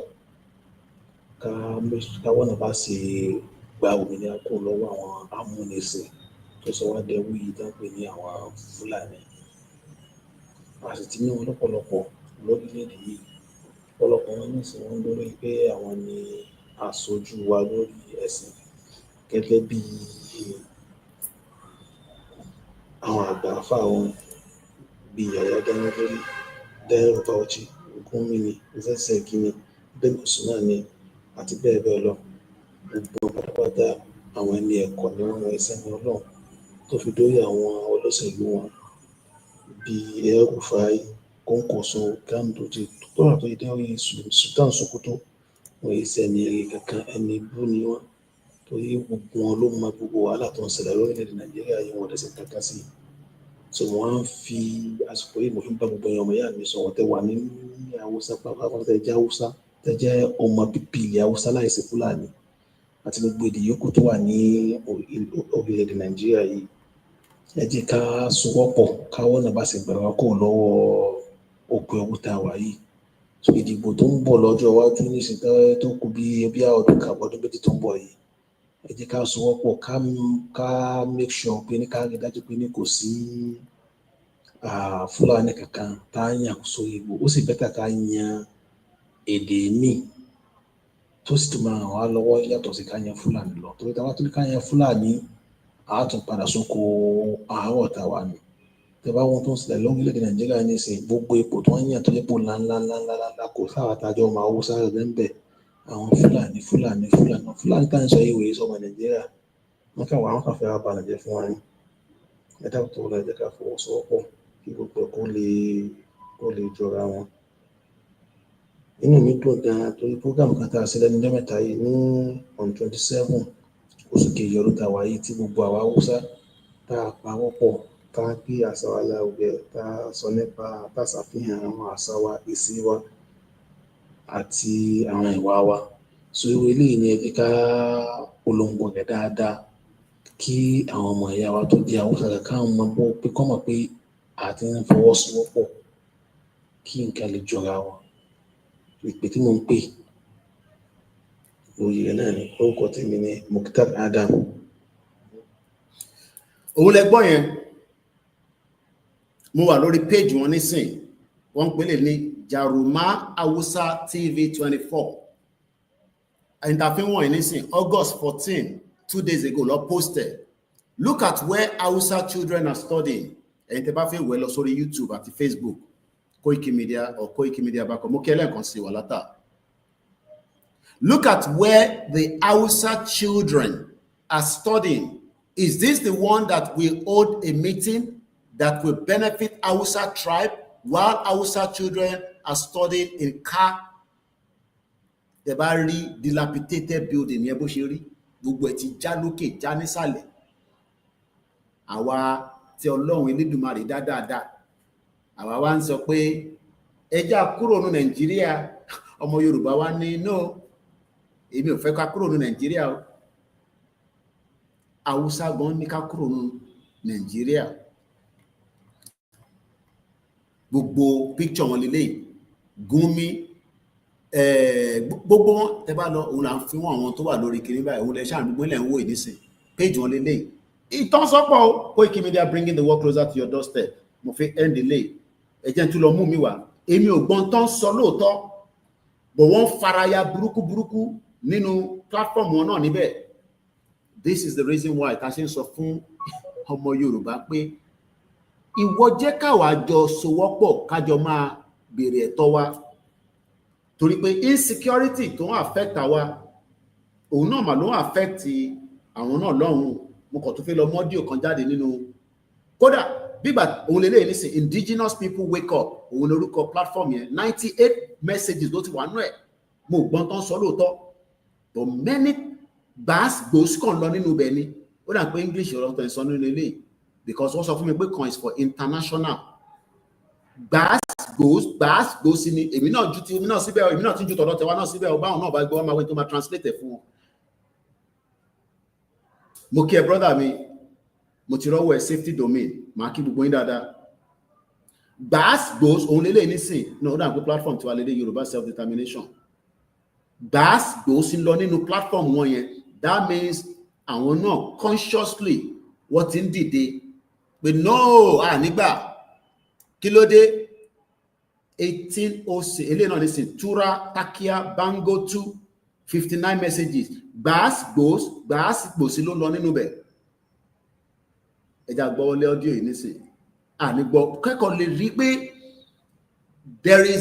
there is now a movement of Hausa people kìíní you download that are also now making effort but advantage táwa ní ni pé àwa wà when it comes to media Ọlọ́run dẹ̀ ti fi ìkẹ́ àti ìgẹ̀ ó ti fi káwa we are a special breed but àwa jókòó sínú ibi tí our backward anyway let me move forward because mo rí the mẹ́ta ní group yẹn but like I said there is a very big impact now that many people okay hell lele listen ele ẹja wẹgbọ. Assalamu alaikum jama'a ahokum mutanen wannan gida ban ko ton so an wani lafiya but àwọn náà ti ita tafiya ba game da wannan saboda har yanzu ai ƙasar ba ta kai fagen wato ba ta samu arziki irin wanda zai kai ga irin wannan gwagwarmaya ba na tawari, amma tana kan hanya ita ma. Kuma Chadin tana kan hanya. Tana kan hanya kwarai da gaske. Don alhamdulillah suna kokari kwarai. Important sọ. Àṣìlédè kan náà. Kí la wá ń pọ́nra wa lé nínú Nàìjíríà tó lè work. So let's come back into the broadcast. We're already 1 hour into the first part of the program. I'm a release audio yẹn ó ti wà ready. Now, mo kí gbogbo wa lẹ́ẹ̀kan sí. Ẹ jẹ́ ká padà sọ́dọ̀ Home Office. Because tá bá ń sọ̀rọ̀ nípa migration, crime, borders, insecurity, mo kí ẹ lẹ́ẹ̀kan sí brother mi ẹ̀gbọ́n mi safety domain. Mo ti rí invoice tẹ́ fi ránṣẹ́ sí wa, gbogbo ẹ̀yin tẹ́ ń fi ìrànlọ́wọ́ pé Koiki má bínú, ọ̀nà pọ̀ kúkú mọ̀ bó ṣe ń lọ, má bínú gbà síbẹ̀ yẹn. We are very grateful and we appreciate it from the bottom of our heart. Mo kí ẹ lẹ́ẹ̀kan sí wa látà olórí ẹbí. Mo kí gbogbo ọmọ Yorùbá. Mo bá ọmọ Igbo sọ̀rọ̀, mo bá Hausa sọ̀rọ̀, gbogbo tí a bá ń bá sọ̀rọ̀ ó gbọ́dọ̀ jẹ́ ẹni tó believe in the dissolution of Nigeria. Tó o bá ti gbà pé kí Nàìjíríà kó dissolve, ó lè lọ sí platform míì náà kó lọ jókòó síbẹ̀ kó lọ máa gbọ́ ràtàràtà. Ẹjọ́ yìí náà ni mo wo Sowore lórí Arise ibi tí mo gbàgbé sùn lọ síbẹ̀ lórí chair. Ó ṣàṣọ gbogbo ọ̀rọ̀ yẹn lọ bra. Mo á bèèrè kí ló fẹ́, kí ni Sowore gangan fẹ́? President wọ̀ ní fi ẹ́ jẹ́, but òun nìkan ló mọ tó fẹ́. Mo kí Azeez Gbadesere. Let's take you back to the UK Home Office tí mò ń lọ lẹ́ẹ̀kan. Àwa ṣe padà wá sí towards the discussion lórí Ìbàràpá, insecurity across every part. Mo kí yín grandma Yawa Cole. I am not recording, so I can always say shout out to everyone that is on the thread. Elima wò pé lẹ́ẹ̀kan sí Koiki kí bó ní ò tí ìsanwó StreamYard bẹ́ẹ̀ ni wọ́n fi lè tún lọ mí ni pé bó mo ti fi card details mi síbẹ̀ tó bá rówó wá tún yọ kúrò. Ilé tá ń lò lọ́wọ́ nísìn free ni. But ká lò while it lasts. Mo kí màmá tó bí mi lọ́mọ, mo kí bàbá Akíntóyè. Mo kí gbogbo groups pátá. Àwọn groups yẹn pọ̀. Mo kí babaláwo mi, mo kí àfáà mi, mo kí wòlíì mi, bẹ́ẹ̀ ni. Mo kí Yoruba World Media. Mo kàn wo WhatsApp mi nísìn, and I'm seeing it. Mo kí Àròlé Bàbá 1010 fans. Mo kí Yoruba Nation platform, Yoruba News. Mo kí wọn. Mo kí Odùduwà One, akéde ìfẹ́lódún àpapọ̀. Mo kí àwọn individuals. Mo kí ní Ọbádá. Mo kí Yoruba Conservative, Libya Yoruba Nation. Mo kí gbogbo àwọn Reverend Fathers. Ìfẹ́lódún àpapọ̀ ọmọ Yorùbá under the leadership of President Gani Alágbàlá, wọ́n ṣe bá mi sọ̀rọ̀ kan pẹ̀lú ìyàwó Kentos. Mo dúpẹ́ lọ́wọ́ wọn. Mo kí bàbá mi Àwòrò Ṣàṣà, a ṣe sọ̀rọ̀ náà kò tí tó 3 hours ago. Mo dúpẹ́ lọ́wọ́ wọn. Mo lọ bẹ́ẹ̀ mo kí Ajia Queen Ara, mo kí Evangelist Tóyìn Aṣubiaro, mo kí ìyàwó Mọ̀mí Tóyìn Ọláoyè. Ó tẹ̀ bá mi send àwọn picture tá yà nígbà tá lọ sí ọ̀dọ̀ bàbá wa Orílẹ̀ Gbọ́n. Ó láwọn picture kan tí wọ́n yà tí wọ́n fi ránṣẹ́ sí mi, mo dúpẹ́. Mo kí Yonkan, mo kí Bishop Adesina, mo kí Mọ̀mí Ellen, mo kí Ìjẹ̀bú Parapọ̀. These are many different platforms. I'm just looking at my WhatsApp so that ká má máa dárúkọ ẹyọ kan, káwọn kan máa ní à ń dárúkọ àwọn ilé ẹ̀ dárúkọ àwa ṣé kò sí kí ló dé Koiki. Mo kí Social State Ìfẹ́lódún, kẹ́ lè rí pé Yoruba Nation tẹ́yìn rò pé kò lọ. Àwọn èèyàn wà active on a daily basis. Active ni mo sọ tó ń ṣiṣẹ́ back to back. Everybody has different role. Mo kí àwọn Koikimedia team. Lẹ́ẹ̀kan sí mo kí àwọn individuals, a lè máa dárúkọ àwọn yẹn tán. Trinity groups, group yẹn ni ìyá wa tí ọmọ wọn kú sí Bódìjà, Kẹ́hìndé Tolúwaláṣẹ. How many of you remember? Kehinde Toluwalashe died because of the insecurity in the southwest. Grandma Shiwalaye, Mama Tobi Kehinde Toluwalashe. I met the wife and the children in London during the, the time she often prepare láti gbé body in láti Nigeria. Àwọn lọ ní Trinity groups. Mo kí social Ogun State Ìfẹ́lódùn. Mo kí gbogbo àwọn coordinators. We have different coordinators. Gbogbo wọn pátá là ń kí. Let us be active. Ẹ má ìkẹ́ni kankan threatening pé ibi tá à ń lọ kò ní bọ́ sí. Ó máa padà di ẹ mọ̀ pé Yorùbá máa ń fẹ́ wà careful jẹ́ mo gbọ́ Yorùbá dáadáa báyìí. Àwọn tí wọ́n rò pé àwọn fi wá rẹ́rìn, he who laugh last, àbí laugh best. Àwa la ní sí àgbẹ̀yìn. Gbogbo ẹni mo fi sọ, ọkàn mi balẹ̀ lórí yẹn. Kò ń ṣe pé a ní kankan, ọkàn mi balẹ̀ pé ilẹ̀ Yorùbá tá à ń fẹ́ yo, a máa gbà ní. Lójú ayé wa la máa gbà.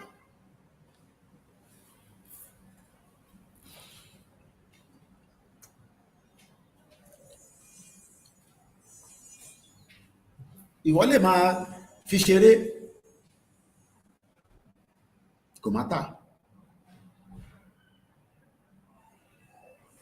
Àwọn bàbá 80 wọ́n fi ṣeré, àwọn ìyá 60 wọ́n fi ṣeré. Ìwọ ọ̀dọ́ tẹ́ ké gbogbo tiẹ̀ náà kó wà nínú ẹ̀. Wọ́n sẹ́ndì fídíò kan sí mi. Wọ́n náà ń ṣe by election méjì lénìí. Wọ́n ṣe kan ní Ìbàdàn North. Ó wá ń ṣe kan níbi kan ní Ṣàgámù. Nígbà tẹ́ni ẹ sẹ́ndì mo tẹ́wọ́n pé kí lélẹ̀ tó sẹ́ndì yìí. Ìkọ̀ mo ṣáà rí èèyàn, mo rí building kan tó collapse mo níbi àbíléwó ni. Ó ní bàbá Koiki. Wọ́n fún wọn lówó ni fún election.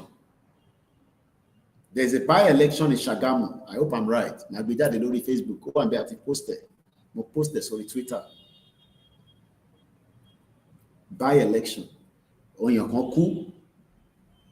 Wọ́n wá wẹ́lò míì tó máa ṣe APC. Wọ́n wá ń pín owó fáwọn èèyàn wa. Ẹ wo bó ṣe báyé jẹ́. Ìyẹn ni system yẹn ni wọ́n wá expect kí ìwọ wà nínú ẹ̀. Ìwọ wá béèrè lọ́wọ́ ẹ̀mí pé ta ló máa jẹ president àbí ọ̀rọ̀ òmùgọ̀. Ẹ jẹ́ àtúbọ̀ kí àwọn groups tó wà ní orí WhatsApp mi. Ikọ̀ ọmọ ọkọ Yorùbá, àwọn General Trustina Londo State. Òun àtolóyè tí mo ra nísìnyí kò ń ṣọ̀rọ̀ 20 years. Ó dúró tán. Everybody is sacrificing. Everybody has lost something. In tó ṣe ń pè ní movement nìyẹn. Ó máa inconvenient wa until tá bá débẹ̀ la máa wá jèrè ẹ̀. Kọ́lọ́n jẹ́ kọ́kà mi mọ́ àwọn tó máa jèrè ẹ̀. Ìwọ náà ṣe pé kọ́kà ẹ̀ mọ́. Mo ń wo Putin. A máa show yín láwọn kankan lórí Putin. World War II, Alaska. Ó lọ dúpẹ́, ó salute, ó gbé flower, ó kúnlẹ̀ at 70 plus. Ó kúnlẹ̀, ó fún wọn ní flower.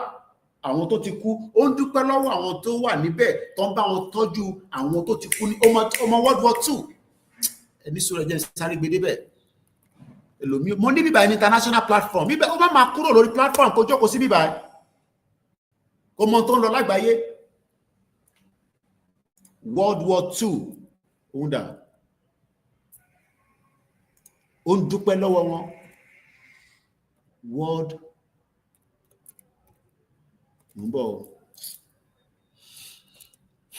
World War II.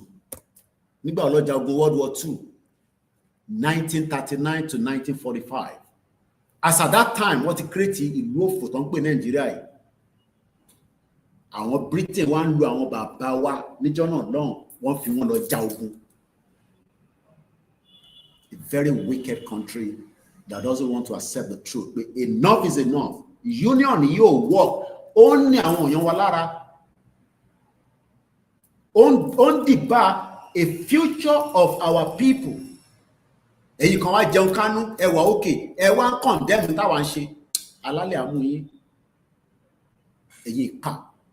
World War II was a global conflict fought from 1939 to 1945 between the axes of primarily Germany, Italy, and Japan, and the Allied powers, primarily France and Great Britain. Great Britain wá ń lo àwọn ẹ̀yà ọmọ Yorùbá wọ́n fi wọ́n lọ ja ogun wọ́n sanwó fún anybody ẹni tó bá kókú sàn ẹni tó bá ráyè padà wálé ó padà wálé.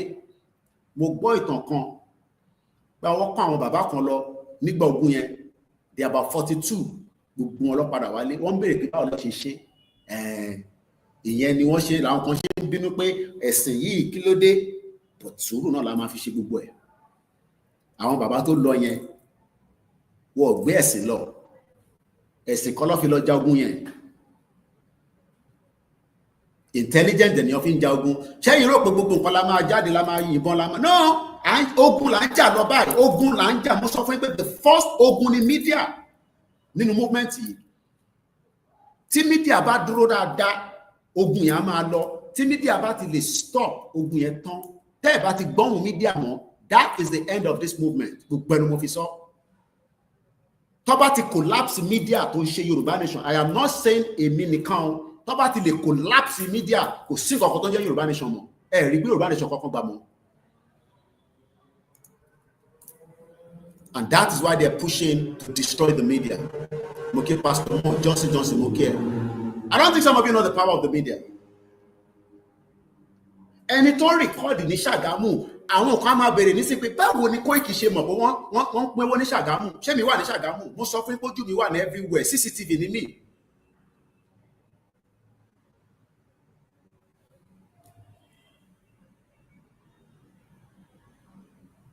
CCTV ni mí gbogbo tó ń lọ nílẹ̀ Yorùbá ni mo mọ̀. Ẹni tó sẹ́ndẹ̀ sí mi nísìn mo kúkú fún lówó. Lóòótọ́ bí tó dúró sí tó ń rìkọ́ọ̀dì yẹn tó bá ka mọ́bẹ̀ wá pa síbẹ̀. That is the evil force to create in Nigeria sí Southwest. Tó bá bá ọmọ yẹn níbi tó ti ń record because mo rí pé ibi tó ra dúró sí yẹn angle kan ni wọ́n gbọ́dọ̀ ka mọ́ pọ́n record wá pa síbẹ̀ ní lẹ́sẹ̀kẹsẹ̀. Torí wọ́n mọ̀ pé exposition ni tó bá jáde sórí ayélujára. I'm sure pé wá máa ti wonder pé báwo ni Koiki ṣe rí fídíò yìí pé wọ́n ń pín owó ní Ṣàgámù. Ṣẹ́yìn mọ̀ pé wọ́n pín owó ní Ṣàgámù. Ẹlòmíì ò tẹ̀ mọ̀ pé ń ṣe election. There's a by-election. Èmi náà mọ̀. Because nígbà kan sẹ́ńdẹ̀ sí mi mò ń wonder pé kí ló ń ṣẹlẹ̀? Ogun àwọn amúnisìn bẹ́ẹ̀ ni bàbá mi Johnson.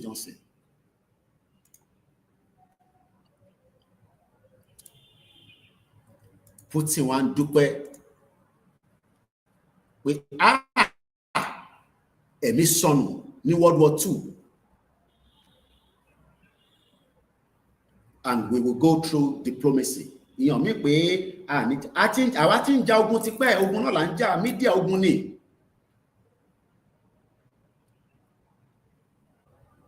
Òun lẹ́ ń wò lórí screen yẹn. It remains the largest and the deadliest war in the history, causing tens of millions of deaths, devastating numerous nations. The war began with the Nazi invasion of Poland in 1939.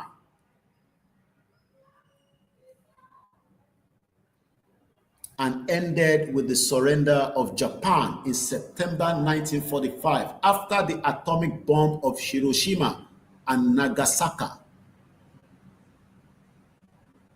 Britain lo àwọn bàbá tiwa wọ́n fi lọ ń ja ogun.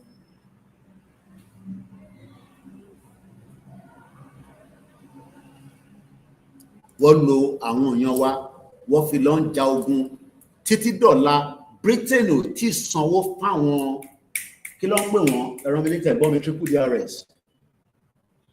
Àwọn one of the best fighter in the world. Kò ń ṣe àwọn bọ̀tẹ́mọ̀ wọn máa pọ́n wọn lé àwọn náà best fighter làwọn náà àwọn Gurkhas. Ojoojúmọ́ ni mo ẹ ṣé gan fún ẹ̀yin tẹ́ fún wa ní gift. Mo dúpẹ́ mo mọ̀ lóore. Thank you very much bàbá wa Saheed. Kò ní tán bẹ̀ fún yín. Èèyàn kan ní má máa sọ̀rọ̀ ogun. Ogun wà ní Nàìjíríà ó ní kí n má sọ̀rọ̀ ogun. Ogun ò dàbí yán. Ta ló sọ pé ogun dàbí yán? Ẹ ṣé gan ni. Àárọ̀ lẹ́yìn wà lọ́hùn ni. Ẹ ṣé gan ni sir. Stop talking about ogun. Ogun ò dàbí yán. The first war that was televised in the history of mankind, ogun Biafra ni. Kò sógun ní Nàìjíríà. Ẹ ṣé gan ni láti Yankee ìlú tó dáa. Kọ́lọ̀ ń jẹ́ kí Trump fún wa láyè káráyè wọlé ká wá bá yín ṣeré ká lọ Orlando níbi tí Barrister ti kọrin. Hey, stop talking about ogun. Ogun ò dàbí yán. Ogun wà ní Nàìjíríà. Ṣé mi mo sọ? Ṣé ẹ̀yin ò rógun nínú Nàìjíríà? Ṣé róúnjẹ jẹ? Ṣé rómi mu? Omi lásán ẹ̀rí mu. GMO ló ń gbé káàkiri nísìnyí tó fi ń pa gbogbo yàn ní ẹ má máa sọ̀rọ̀ ogun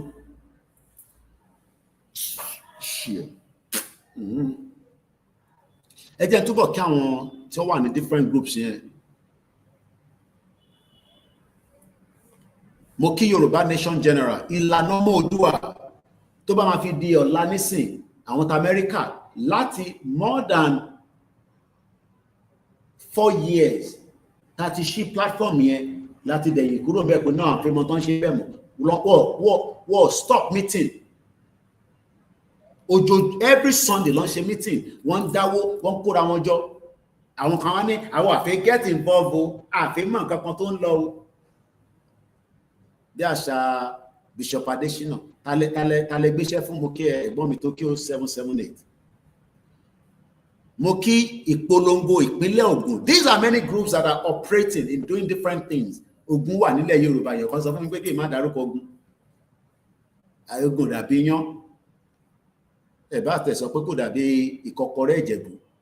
Ìgbòho Iron Lady àwọn yẹn ti wà lọ́nà Ìbàràpá nísìn ta ló ń sponsor wọn ta ló ń fún wọn lówó. Everybody is sacrificing for this movement. Àwọn Ìgbòho Iron Ladies yìí ẹ rí wọn ní Abẹ́òkúta ìkan náà wọn tó jẹ́ leader wọn òun ló dúró ti àwọn ìyá wa Ajah Queen Ara àti Vice President Kentos àti ìyá wa Mọ́mì Tóyàn Láòyè. I am not bringing war. Wọ́n sọ pé a ti wà nínú ogun. Media ti ń ja ogun already. A war is used. Media is one of the powerful tools that is used to fight a war. Èmi ti ń ja ogun pẹ̀lú pé à ń ṣe Yorùbá Nation. Simple as that. Do you think that many people like it? Because it's exposition ni. Because ẹlòmíì kò gbọ́ kankan rí kò mọ̀ kankan. All of a sudden ó kàn gbọ́ ẹlòmíì náà ń gbọ́ tátàtà ìgbà tó yá ó bẹ̀rẹ̀ sí gbọ́ dáadáa.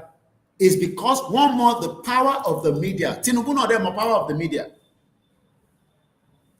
Bonsoir. Kò dẹ̀ sẹ́ni tó lè lo ète mọ́ fún anybody nísìnyí torí pé gbogbo wa bó nídìí Nigerian Commission pé kí n tó ṣe program mi. Wọ́n gbìyànjú mo sọ fún yìí. Ẹ̀yin ò ní mọ̀ gbogbo fact yẹn ó wà lọ́wọ́ wa. Bẹ́ẹ̀ ni ìyá wa yẹn very strong woman àwọn Iron Ladies group wọn lélẹ̀ nísìn. This group was created on the 26th of November 2023. Ẹ ṣe sùúrù ẹ̀ tẹ́fẹ́ ká gbé wọlé ẹ yẹ kí n satisfy spirit mi dáadáa màá gbé wọlé ẹ ṣe sùúrù ẹ má bínú.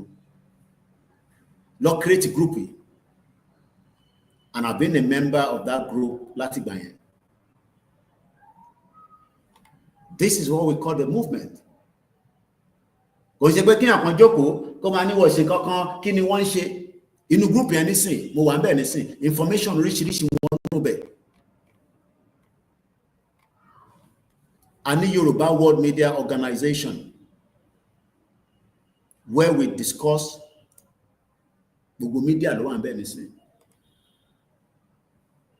Brother mi nísìn òun àmọ́ bí a ń ṣe Yorùbá Tòótọ́ news. We have a lot of them that are also, behind the scene. Ó send the article on tó kọ ní last week, Monday, Yorùbá Tòótọ́. Ẹ̀pẹ́ local government Ìfẹ́lódùn. Ọ̀wọ̀ for Yoruba Nation. Ìfẹ́lódùn àpapọ̀ media. Ìfẹ́lódùn ìṣọ̀kan ògo ọmọ Oòduà.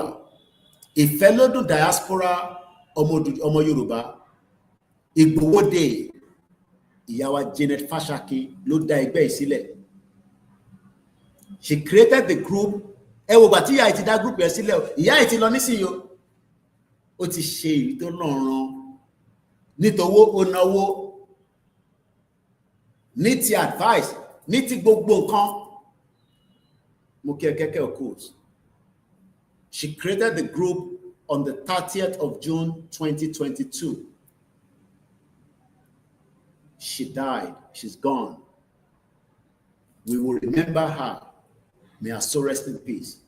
just as bí Putin náà ṣe rántí àwọn tí wọ́n jà ní World War II on behalf of Russia tó ń pè ní Soviet Union níjọ́ náà lọ́hùn. Mbọ̀ òun lélẹ̀ a lè show video, but you can see it. Times New York or Times of India tẹ̀lélẹ̀. Putin paid tribute to Soviet pilot buried on American land, Alaska. Ṣé mọ̀ pé Alaska yẹn Soviet ṣé kò ṣe pé wọ́n ti talẹ̀ Yorùbá ṣá? I just pray pé wọ́n ti talẹ̀ yẹn ta kàn rò pé ilẹ̀ wa nílẹ̀. Because nígbà tí mo lọ nígbà láàárọ̀ iṣẹ́ tẹ́ bá follow lórí Facebook ẹ rí pé gbogbo in tó ṣẹlẹ̀ l'Amẹ́ríkà àti Putin lánàá a bẹ̀rẹ̀ sí upload it quickly sorry social media space wa. Russian President Vladimir Putin paid his respect as he knelt and laid flowers at the grave of the Soviet pilot in Alaska following his historic meeting with America counterpart Donald Trump. Mukiawa Grandma Awodi Tawatamufikeima.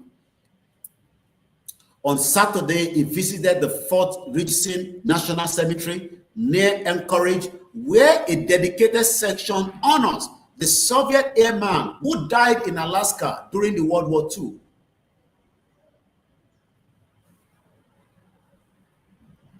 The white headstone inscribed with the names and the ranks of each pilot commemorate those who lost their lives while trading or ferrying you to the Soviet Union under the Lend-Lease program.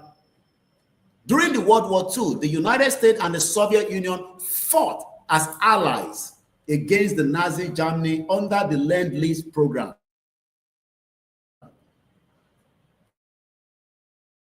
The US supplied the Soviet with nearly 8,000 aircraft and other war. You can see why we say, and when you go back and look at that Alaska, because Molo wo Alaska during my posting this morning, Alaska, US. Alaska is a non-contiguous US state on the northwest extremity of the North America, part of the western United States region. It is one of the two non-contiguous US states alongside Hawaii. Alaska is considered to be the northmost, westernmost, and easternmost state in the United States. Alaska is the largest US state by area. Ṣé kò ń ṣe pé wọ́n ti talẹ̀ Yorùbá? Jẹ́ kó má béèrè ìbéèrè òmùgọ̀. Má dá lóhùn Gani, má dá lóhùn. Òun jẹ́ kó wà relevant ni. My eye speaks every comment. Èyí tí bá fi dáhùn, má dáhùn. Èyí tí bá fi dáhùn, má ṣe bí pé mo rí. Jẹ́ kó má béèrè ìbéèrè òmùgọ̀. Bí àì tí mò ń ṣe bíbà tó yẹ kó tẹ́tí kó gbọ́, kò gbọ́ yẹn. Bí ó fẹ́ wá kí mi lálejò. Bí a mo sọ pé mò ń wá àlejò tó máa wá kí mi. Mo kí ẹ̀yin tá jọ wà lórí program. Ẹ̀yẹ má wọ́rí kò lè yé yín. Máa pé èwo tún ní Koiki tó ń sọ yìí. A dúpẹ́ pé ó ti wálẹ̀ díẹ̀ lára mi. Irú èèyàn bẹ́ẹ̀ àti gbọ̀rọ̀. Àmọ́ bí tẹ́lómi àmọ́rú àwọn tó bí wọn. Àwọn èèyàn jágbàjágbà. Àmọ́rú àwọn tó bí yín. Let's move away from there because it might distract me. US sanction on Russia is an act of trade war. Moki Baba Gbadamosi Smiler. Let's stop. No, I think pada sodo home office because I keep forgetting. Mo fẹ́ padà sí home office again. There is something that is important that we need to talk about the home office. Because Lima Soro Ibadan North by-election APC candidate Olatunji Adewale lost his polling unit. Kò sí nǹkan kan tó ń jẹ́ credible election. A ní kẹ́ má dá lóhùn grammar ẹ fi sílẹ̀ ẹ tó ń béèrè ìbéèrè yẹn. Bí ó fi wá kí mi lé ni bí a mo sọ pé mò ń wá lejò. Bí ọ̀hún dẹ̀ lọ́rán wá.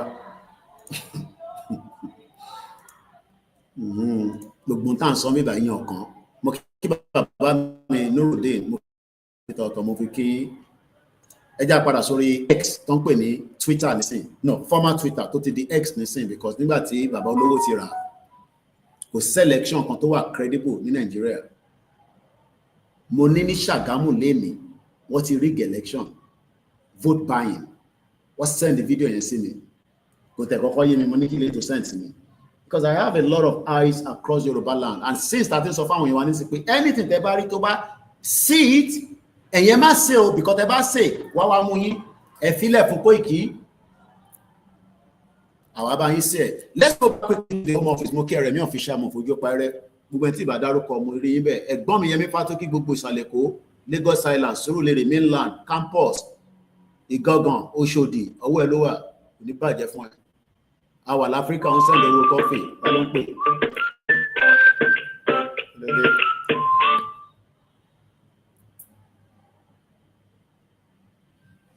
mo wà lórí program ṣé kò sí mo wà lórí live kí ló ṣẹlẹ̀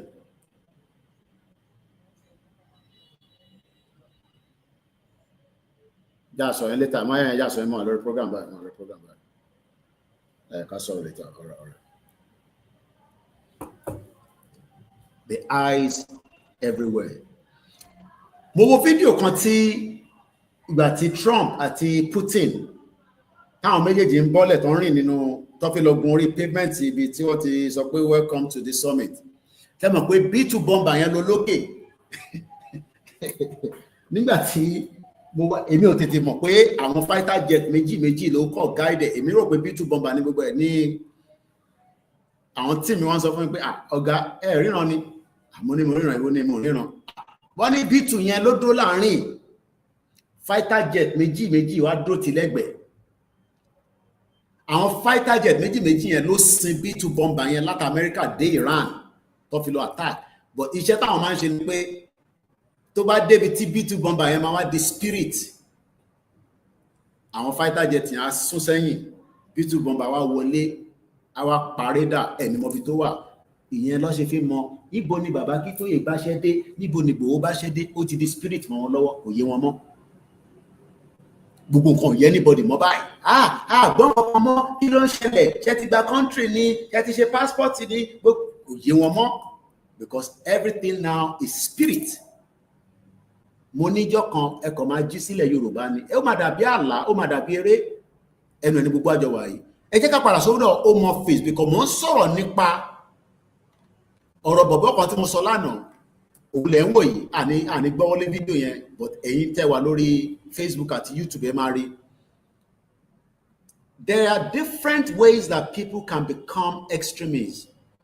Ìyẹn ni ká avoid nílẹ̀ Yorùbá lórí ọ̀rọ̀ ẹlẹ́sìn dé. Bọ̀ pé torí à ń ṣe Yorùbá nation kò ní dá fún Allah ṣe gidi gbogbo yẹn ẹ lè lé Islam kúrò nílẹ̀ Yorùbá o ẹ lè lé Christianity but we don't want any ideology that would destroy Yoruba land. No, we don't want that. Ẹ wá arákùnrin tẹ́ ń wò lórí screen yìí ẹ̀yin tẹ́ ń wò wá lórí YouTube àti Facebook mo sọ̀rọ̀ ẹ̀ lánàá but àráyè rí báyìí òun là ń wò lọ́wọ́ nísìn orúkọ ẹ̀ ní Abdul Ahmed wọ́n ní Abdul Ahmed was drawn into extremism kò ń ṣe pé òun tẹ́lẹ̀ àìmọye àwọn ọmọ tó wà ní Britain tó yẹ pé ayé tó fẹ́ gbé Islam ló ń ṣe lóòótọ́ lọ́bi sí wọ́n fẹ́ gbé life Western world but àwọn kan gbé ideology lé lórí pé tó bá ti kú wà lọ bá virgin lọ́run wà bá virgin ẹni tó tí bá virgin sùn nísàlẹ̀ wọ́n náà lọ máa bá virgin sùn lọ́run. This is where a lot of issues arises. So somebody like him got caught up into what we call extremism. That is exactly what is happening in Yoruba land today. Ìtò ń dá awuyewuye lẹ́ẹ̀kọ̀ọ̀kan between àníyàn dẹ̀ ti wà pọ̀ nísìn bẹ́ẹ̀ ni we can only regulate the religion which is what a lot of us need to understand.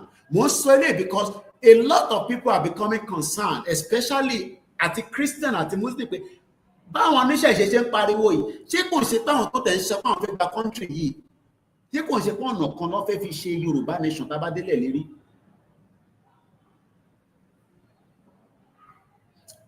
Britain ni bọ̀bọ̀ yìí nísìn, ọmọ British ni. But he got himself involved into extremism. Àwọn tó ṣe jàmbá bomb attack 2006 ní London, most of them wọ́n brainwash wọn ni o. Wọ́n brainwash àwọn yẹn tẹ̀ lọ train ní Pakistan, wọ́n train káàkiri, but torí pé British passport lọ ní wọ́n vet wọn bí àwọn àtàgbé Nigerian passport ò fò dání. Tó bá gbé British passport dání, wọ́n máa jẹ lọ. Abdul Ahmed was drawn into extremism as a young man. This is what we need to get to radicalization so that we can tackle those that want to use our children that believe in Islam, Yoruba, to become extremists, because they will become a threat in the lives of every Yoruba people. This is the country because Nigeria will manage. No, I can't even say that. But I'm a boy. Ari firi. One now Israel if you watch the security for Nigeria and go firi orishirishi. But the question is, can President Bola Ahmed Tinubu handle the insecurity in Nigeria? Bẹ́ẹ̀ni bàbá wa Kako, religion will automatically be regulated. Nígbà tẹ́lẹ̀ wá convert padà pé òun ṣìnà, òun ti ṣẹ́dẹ̀ rí kan, I could have been as well. Everybody could have been, especially tó ṣẹ́rá àwọn kan wà. Mo rántí nígbà tí mò ń gbé ní phase 2 Ládéníjàdélé, mo ti sọ ọ̀rọ̀ yìí rí many times kí n tó travel ní 1998. Tí bá ti lọ kírun ní mọ́ṣáláṣí, àwọn kan máa ń rìnrìn àjò kan wá sáwọn mọ́ṣáláṣí káàkiri gbogbo ilẹ̀ Yorùbá. Wọ́n náwọn ṣe jihad káàkiri. Tó bá ti dé sí mọ́ṣáláṣí, wọ́n lè lọ́jọ́ mẹ́ta, wọ́n lè lọ́jọ́ méjì, wọ́n lè wọ́n lè wà ńbẹ̀ for 1 month. Àwọn ò níbi kankan ju pé wọ́n máa ń ká, wọ́n náà àwọn ń ṣe jihad káàkiri. Tó o bá wà careful, tó bá kírun tán tó tètè sá kúrò nínú mọ́ṣáláṣí yẹn, sórí tó bá pín ẹ mọ́lẹ̀ tó ń bẹ sọ̀rọ̀, ọmọ owó jihad lọ nìyẹn, òun tẹ̀lé wọn lọ nìyẹn. O lè má rí family ẹ̀ fọ́dún méjì. Nísìnyí ni mo ṣe understand. Though grandma mi nígbà yẹn, because my grandmother died as a Muslim. Tí bá wá dénú létí mo ní, wọ́n ní má tẹ̀lé wọn, òun má gbọ́n tán, o bá ti kírun tán máa bọ̀nú lé. Because àwọn ìyá yẹn mọ̀ pé ẹ̀sìn táwọn yẹn gbé dání ó ti yàtọ̀ sẹ́sìn táwọn ṣe.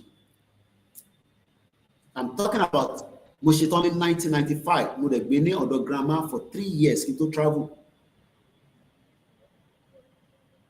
I could have become an extremist easily.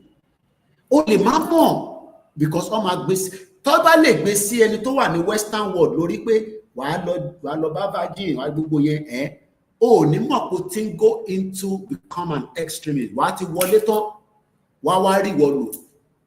Àwọn yẹn lọ máa ń gbóògùn olóró fún àbí oògùn báwò bí bọ́ǹbù kọlọ́jì káàkiri tó pa àwọn èèyàn. Èèyàn kan náà confirm ẹ̀, Mr. Koiki, it happened to me, I ran away. Tó o bá careful, kò sẹ́ni tó máa náà mọ àwọn pípù yẹn, wọ́n máa ń káàkiri mọ́ṣáláṣí káàkiri báyìí. Ó dé stage kan àwọn mọ́ṣáláṣí ò bá wọn mọ́ because ẹ mọ̀ why, kò sí regulation nílùú òṣì yẹn, ìlú òfò tó kó bá púpọ̀ nínú nǹkan tó ń ṣẹlẹ̀ nílẹ̀ Yorùbá lénìí. Ìyẹn ló ṣe wọlé sí wa lára. Ìyẹn àwọn ẹlẹ́sìn alákatá tó ń pè ní Islam, kò ń ṣe Islam South West tilẹ̀ Yorùbá ni mo sọ. Mr. Koiki, my wife knows your grandma in Adenijadele, Kosento. Kò ń ṣe àwọn mo sọ fún títí kò ń ṣe ọ̀rọ̀ UK. Ẹni kọ́kọ́ lè jáde kó sọ pé Alájà Ìdú ìyá burúkú ni ìyá yẹn tó fi kú ní Adenijadele phase 2 bẹ́ẹ̀ ni. Rò pé social media ìwọ tó níran ẹ máa ká máa búra wa bẹ́ẹ̀ yẹn. Ẹ ṣe sùúrù ẹ̀yin tẹ́ máa ń wá tẹkọ̀ máa comment jagbajagba. Rẹ́kọ̀dù mi wà ní Adenijadele. Ọdún 3 ni mo bá wọn ṣe níbẹ̀. Èèyàn kan lè sọ pé ìlú à ń jìbìtì kò tó. Àìmọye àwọn èèyàn ti lu yàn jìbìtì tó fi lọ abroad. Western Union ni mo sì máa ń send every week. Weekly lèmi ló ń gba owó ní Western Union. For 3 good years, ìgbà tí mo wá dé London, mo rí pé àṣé màmá yìí ṣiṣẹ́, iṣẹ́ ni màmá yìí ṣe ló ń send owó wọlé. Britain wá dè mí mọ́lẹ̀ for 15 years. Wọ́n ò jẹ́ kémi tètè ráyè ṣiṣẹ́, wọ́n ò jẹ́ kí school. the same Britain yẹn lè wọ́n sọ fún wọn nísìnyí pé àkóbá àdábá ni wọ́n já kúrò ní Nàìjíríà ìwọ́ṣẹ̀ wa ń sọ pé Nàìjíríà máa dá ṣó o normal ṣó mọ tó ń sọ lẹ́nu àbò kan fi sentiment pé ó jẹ́ take time. I was in phase 2 nígbà tí mo dé UK mo rí pé kémi náà sáré bẹ̀rẹ̀ iṣẹ́ lọ́ní mo lè ṣiṣẹ́ mo ní kí ló dé wọ́n ní mo níwèé ọmọ Ìgbò dẹ̀ bá délẹ̀ Yorùbá láàárọ̀ ìgbàgà ó bẹ̀rẹ̀ iṣẹ́ no regulation no nothing ọmọ àwọn Dangote lọ kọ́ àwọn èèyàn wá láti Kaduna àbí Katsina ó ní kọ́ wá roko nínú ọgbà òun kò rọ́mọ Yorùbá kọ̀ọ̀kan tó ń bẹ ní phase 2 ní phase 3 ní phase 1 ní Surulere kó tẹ̀ polówó ẹ̀ nínú pépà àárí kò ṣe gbogbo èèyàn ló máa lè ṣe bọ̀ táwọn èèyàn bá gbọ́ pé o fẹ́ lọ roko lọ́dọ̀ Dangote inú wa dùn bí kò mọ̀ pé owó gidi ló máa sọ fún wọn ó wá filẹ̀ Yorùbá sílẹ̀ ó lọ kọ́ àwọn èèyàn wá àwọn jihadist. Yes, Alaja Edu, she knows her. My wife was in Nigeria last month. She couldn't recognize Adeniji Adele Estate anymore. Ó ti di yàmà má bínú ẹ̀tẹ́ ìgbélé àdúgbò yẹn. Ká tó bẹ̀rẹ̀ movement, mo wálé kan ní 20, mo ní dárúkọ pàdé mi yẹn because ó ṣì wà l'Abuja, big boy gidi ni. Ó dẹ̀ fẹ́ràn mi gan. Ó wá gbé mi láti ilé ẹ̀ ní Lẹ́kì, oríyá ṣeré lọ. Mo ní Boniface wọn ká lọ jàmàlà, ẹ̀múnúyà. Nígbà tá dé pákó mo ní phase 1 lélẹ̀ mo ní wọ́n ṣe gbogbo ìwẹ̀ títí wá ní jápa. I'm talking about bí 20 bí 17 or 18 ó láìkí KFC gan báyìí mo mọ tó fi KFC ṣe tó bá dé sí London báyìí tó bá dé sí lé mi mo mọ ṣe sùúrù à ń jẹ́ bá ṣe ń jẹ́ yìí. What am I trying? Baba Waris ni Germany fought 30 years religious war between Protestant and Catholic. They have outgrown from religion extremist clash group. Àwa náà máa outgrown it. But iṣẹ́ gidi la máa ṣe. Kò ń ṣe yàmàyàmà tá à ń ṣe ní Nàìjíríà la máa fi outgrown ẹ̀ o. Àkọ́kọ́ gbọ́dọ̀ bọ́lẹ̀ kúrò nínú. Ṣé okay mọ́tò ń lọ àmọ́bi tó ń lọ. Mọ́tò Nàìjíríà ń drive àti wà nínú ẹ̀. Ibo ló ń gbé wa lọ níbo la ti máa sọ. Ó dá ẹ jẹ́ ká bọ́lẹ̀ báyìí yìí tá a bá ṣe ti tó àwọn kan tó ní ká ṣúṣe díẹ̀ sí. Are we not wicked people? Mo ní táwa kan bá wà òkè kò ń ṣe gbogbo 60 million ọmọ Yorùbá ló wà òkè. Ẹ má fi sentiment pé torí ẹ̀yin rówó sẹ́ni sáwọn family yín àwọn èèyàn ń bẹ nílé. Mo ti send 5,000 naira síyàn láàárọ̀ yìí àbí lọ́wọ́ sàn yìí. Èló ni 5,000 naira? Kò tó ṣe kò ṣe kọ́kàn. Wọ́ọ̀dẹ̀ ń ṣọ̀lẹ̀. Nonsense and jagbajantes country. Ẹ bá ń kíyàwó ń jàre. Ṣọ́bá wa mú kan bọ̀ láti ilé. Ká padà sọ́dọ̀ arákùnrin tá à ń fi wọ̀n lórí screen. Mo kí ẹlẹ́ǹkan sí i. Mo kí àwa Pastor Mo. Arákùnrin ni now he works with Prevent. So mo believe with Prevent here is an organization helping others to think critically. Ìwọ ò lè think mọ́, Bàbá Akíntóyè ti bẹ́ẹ̀ think, Ìgbòho bẹ́ẹ̀ think, Kóìkì bẹ́ẹ̀ think, ó wá ní pé Nàìjíríà máa dá. Báwo ló ṣe fẹ́ mọ̀ pé Nàìjíríà máa dá? Ìwọ tó lè think. Critical thinking, àwọn kan ló máa ṣiṣẹ́ yẹn. Àwọn kan á máa kọ́, wọ́n á máa gbé fáwa, àwa náà á máa tó, á máa sẹ́ndẹ̀ sí yín. You are living in a country that has destabilized our lives, including my lives. Our opportunity ni láti sá jáde ni. Tẹ́mi náà bá wà Nàìjíríà mo lè wà lẹ́yìn ọmọ ní mọ́tò, but a rí ẹ̀ because background tèmi tún yàtọ̀. So yàtọ̀, gbogbo wa la máa ní stage in life. But a fẹ́ kí gbogbo wa wà equal because ọba Elédùmarè tó dá wa, ó ní kí gbogbo wa wà equal. Àwọn kan wá fẹ́ jẹ gàba lórí wa. Ìyẹn là ń tákù lọ́wọ́ nísìn tó lóò fẹ́ Yorùbá nation. Ó wá rò pọ̀rọ̀ TikTok àbọ̀rọ̀ Facebook là ń sọ ni. Abdul Ahmed was drawn into extremism as a young man, joining Hizbi Ut-Tahrir in search of purpose. Oh no, what purpose? Níbi tó ti search for purpose. Ó lọ kó sọ́wọ́ àwọn Ọlọ́run ló yọ. Wọ́n wá náà náà ti ń ṣiṣẹ́ nísìn. Ká fi yẹn sílẹ̀. Crime is everywhere. This was posted 9 hours ago. A major shipment of small boats has been seized as a result of the UK and Bulgarian Law Enforcement Corporation. It is the second major seizure in the recent weeks. In the same country, a similar load containing 25 boats was identified and seized. How many boats ló ń wọlé Yorùbá táwọn tó wà nínú ẹ̀? Báwa tẹ̀ sọ pé kò ṣe boat, truck mélòó ló ń wọlé Yorùbá lẹ́ni nísìn? Truck mélòó ló ń wọlé? Kí la mọ̀ tó ń gbé sínú ẹ̀? Cocaine ni, drug ni, weapon ni, nobody knows. Wọ́n kọ̀ máa wọlé, wọ́n mọ̀ tó máa gbé lọ, wá offload, wá kó ẹ̀wà lé lórí, wá kó gàrí, wá kó màálù sísàlẹ̀, nǹkan mìíràn wà lábẹ́, because kò sí any good record on our borders. But a ní tá bá gba country, border yẹn máa wà, a máa prevent it from any kind of crime. Kò ń ṣe pé crime ò ní fẹ́ wọlé, crime náà ni mo ń sọ, UK ìyẹn mo ṣe wá sí home office ìyẹn la fẹ́ fi sọ̀rọ̀ lémi. Torí ẹlòmíì máa ń rò pé tá bá ń sọ̀rọ̀ ní bíbá à ń condemn Nigeria ni torí pé a wà labroad. No, crime tó tí cocaine bá wọlé nísìn sí UK, ayé ọmọ tó máa bàjẹ́, Ọlọ́run ayé káwọn ọmọ tí wá wà nú ẹ̀ o. Wọ́n lè máa mú cocaine lóòótọ́, but àwọn ọmọ kéékèèké wọ́n lè nìkan try kankan yá sniff ẹ̀, tó bá sniff ẹ̀ tán àfi ká wọnú ilé alúwà ká fi gbálẹ̀. Torí ẹni tó ń gbé cocaine bọ̀ ní UK, àwọn tó fẹ́ tà fún àwọn ọmọ wa ní o. Bẹ́ẹ̀ ni àwọn Gen Z yẹn náà ní ìyẹn lórí àwọn kan ṣe pé nílé nísìn. Wọ́n ti fa Colorado, fa anything. Ìyẹn lẹ wá ní kó wá gbọ́ Yorùbá Nation. Bó ṣe máa gé orí èèyàn tó fẹ́ fi gúnṣẹ́, ó fẹ́ gun Range Rover, ó fẹ́ gun Spider-Man car.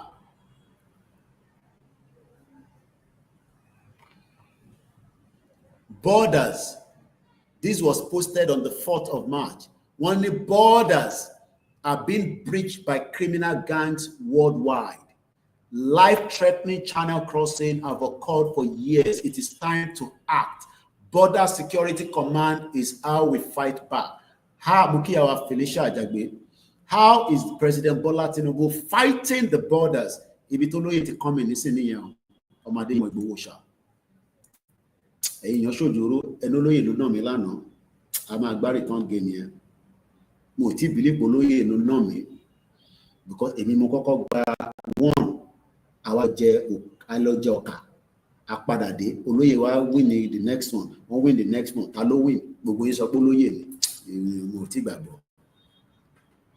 When you have a loose borders ṣorí ìwọ tó náà ń tajà ìwọ tó ní kò kàn ẹ́ ọmọ border tó ṣí tó kọ̀ lose yẹn anything can happen to your life. Your life is at risk. O rò pé mi ni mo wà at risk ni pé torí mo ṣe Yorùbá life tẹ̀ gan wà at risk. Everybody life is at risk nílẹ̀ Yorùbá nísìn àtọ́bá àti ìjòyè because these people can kill any of our kings. Wọ́n ti pa àwọn ọba rí àti evidence àmọ̀yẹ ọba tó pa ṣé ká máa kà. So why then are we living in denial? Àpékò kan I don't want Yorùbá nation. This is a Yoruba nation. This is Yoruba nation. I don't want it. Eventually, we are all living under a risk. And that risk means that the borders lose. And the border into this issue. Kini Tinubu gbọ́dọ̀ ṣe? It needs not to just sit back and kó kàn no káwa náà wá sọ pé torí a fẹ́ Yorùbá nation àwa ní kó kàn wá ó kàn gbogbo wa. Because at some point ẹni tó wà nílé ó gbọ́dọ̀ lè ní freedom of not being scared or fearful inside. Bẹ́ẹ̀ni bàbá wa ọmọọba ní Nigeria is borderless pé Koiki ìwọ sọ̀rọ̀ border ṣá ní border náà ní border. Ṣèbí wọn náà máa ń káàkiri sọ pé máa ń káàkiri ṣé wọ́n rí ibi kan tí bọ́dà ń ṣiṣẹ́ gbogbo bọ́dà pátá tó bá ń sọ pé wọ́n ń ṣiṣẹ́ iṣẹ́ wo ló ń ṣe. We open the phone line and we allow you now to engage. We have another 1 hour maximum. Well, ká ti máa sinmi díẹ̀ ni because events ahead and we need to also relax. But àgbìyànjú ẹ̀yin tí ẹ bá fẹ́ darapọ̀ wá just for another 30 minutes before we start winding the program down. Nigeria doesn't have a border, and that means we are all a threat. You don't want Yoruba nation, you are a threat. You want Yoruba nation, you are also a threat. How do we address the Nigerian border? Let us kick it from there. That is the question. Them about me down.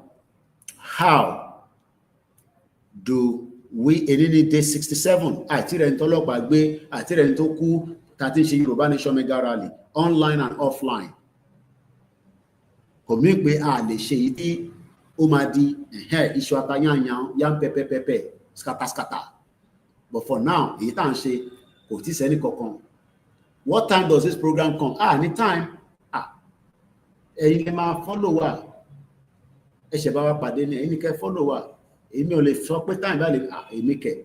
Mo tún lè padà wá lálẹ́ ó dẹ̀ tún lè di ijọ́ mẹ́ta.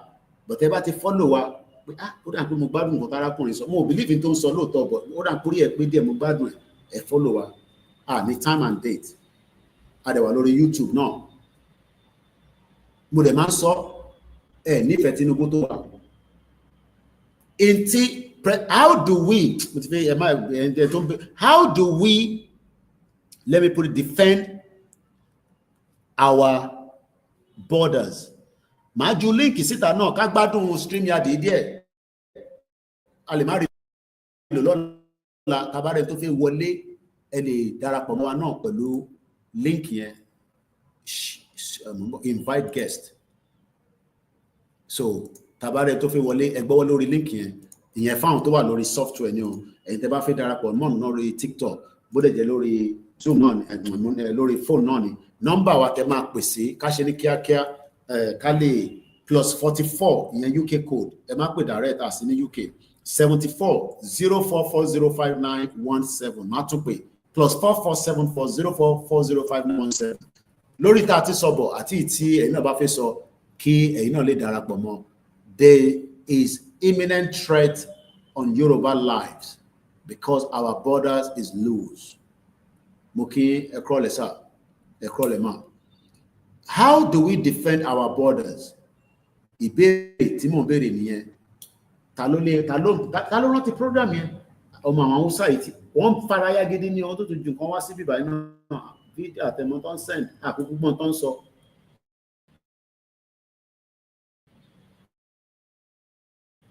How do we defend our border? Tá mọ̀ kó wá sọ kíákíá kó wá sọ wéré kó wá sọ tá mọ̀ kó wá sọ. How do we defend our borders? A ṣe máa defend the border wa. Àìtí kúrò ní Nàìjíríà àti pa tó fẹ́ kúrò ní Nàìjíríà. Who is responsible to defend our borders? Ṣolóyè ni, ṣé Tinubu ni, ṣọ́ba ni? Ṣé governor ni? Who is in charge to protect our lives? Ní UK nísìn, mo mọ̀ tí máa lémú lójoojúmọ́ tí kò bá sí security ládùúgbò mi. Who? President Tinubu náà máa fún wa ní state police. Ṣé second term lè ń dúró de state police? Kí ló ṣe? So ká dúró de second term kí border yẹn ṣì florus. Ẹni tó bá kú kó kú, ẹni tó bá yè kó yè, ẹni tó rí bá yọ. Bó bá jẹ́ Bible ló bá ń fi ń ṣàdúrà tó bá yọ ẹ́ títí di ìgbà yẹn, tó bá jẹ́ Quran ni, tó bá jẹ́ Ògùn ló gbé sára ni. Ṣé bó ṣe jẹ́ kó rí nìyẹn? Ẹ jẹ́ ká kọ́kọ́ gba kọ́ọ̀lù yìí. Picture ẹ̀mà tó lóye lẹ lò. Ẹ máa sanwó fún ẹ̀kọ́ lè máa lo picture ẹ̀mà tó lóye o.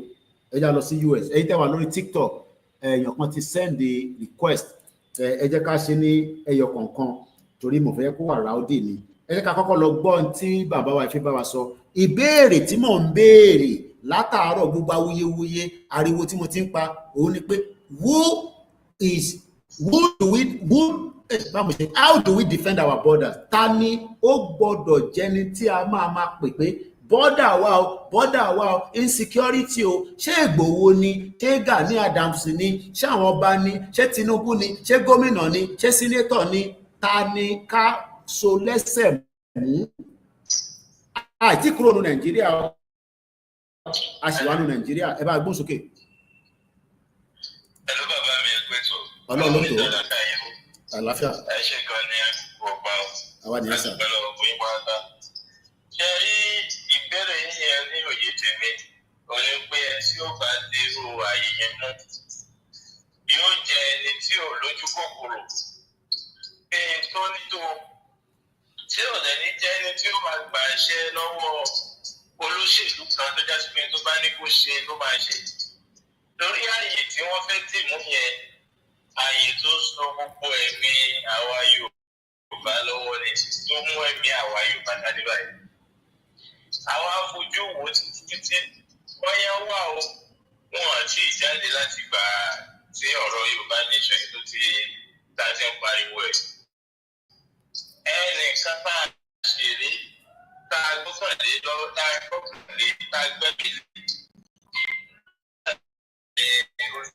lóye kó lọ́wọ́. Ìdí àìsùnmọ̀ òní ń pẹ́ kò sówó tán tí fi kò sówó tí wọ́n ti fi lọ bàbá yẹn.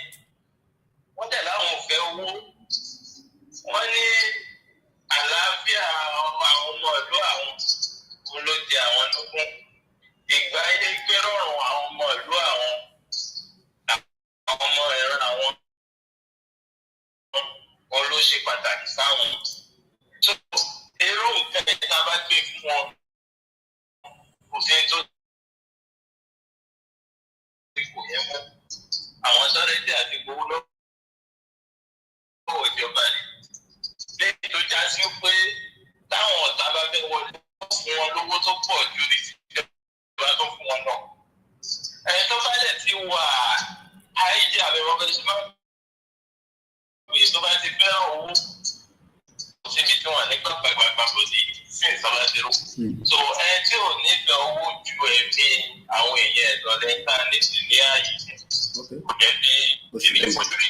Ṣé ẹ ṣé gan ni bàbá wa láti US? Ṣé bẹ́ẹ̀ náà ni ẹ̀yin náà gbà bàbá wa Tokyo 77 wọ́n ní it should be our governor but unfortunately they are not. Ṣé ẹ rántí pé àwọn gómìnà wa kọ́nà wà pẹ̀lú wọn? Wọ́n náà wọ́n máa ṣe security, wọ́n ṣe ìpàdé yẹn ní inú ọdún yìí at the beginning of this year. Àgbọ́pá, àgbọ́pó, àgbọ́n kankan, kí ló ṣẹlẹ̀, kí ló dé? Àbí wọ́n ṣe ń dárò? How do we empower the local hunters, the farmers, the forest guard? Insecurity tí Ìgbòho ń béèrè fún tó fi ń káàkiri ilẹ̀ àwọn Oòduà tó fi lọ engage àwọn ọba lórí ààbò náà ni. Baba Waris ni every United States has its own jurisdictional city, town, campus, state, county, policing. Why it ìbéèrè ni how do we defend our borders? Security is a big business around the globe. Kò ń ṣe pure water is a very, very big business. And if security is compromised, what will be the next thing? Totally compromise security, local government become, state become. How do we think that particular part of wherever you are in the world, even those that are outside, even those that are within Africa context, +4474 +447404405917. It is exactly 2 hours into the program. We don't need to kill up okay, but I'll give a bit of more time if we have more that wants to engage. Let's touch on one of the documents, and that might just take us a little bit, maybe just another 20 minutes, but I don't want to stay too long.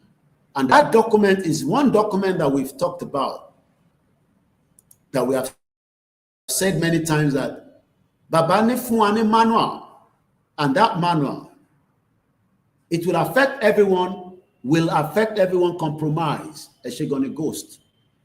You continue to wọlé lẹ́ẹ̀kan lórí TikTok bí wọ́n tó busy ẹ̀ má bínú ẹ̀mọ̀ tàbá program àtètè focus ká deliver ẹ̀ wá dáǹfààní láti wọlé. If not, interface on yẹn a máa gbàgbé àbí kó ló wà sọ́nà that area. Yoruba self-determination movement, I think this is it. I hope so. I think it's it. The manual guide. In America, we have a lot of private securities, just as we have the state. Àrí FBI, kí làwọn ọ̀fẹ́ tó máa ń rí lọ́dọ̀ yín yẹn lọ́hùn?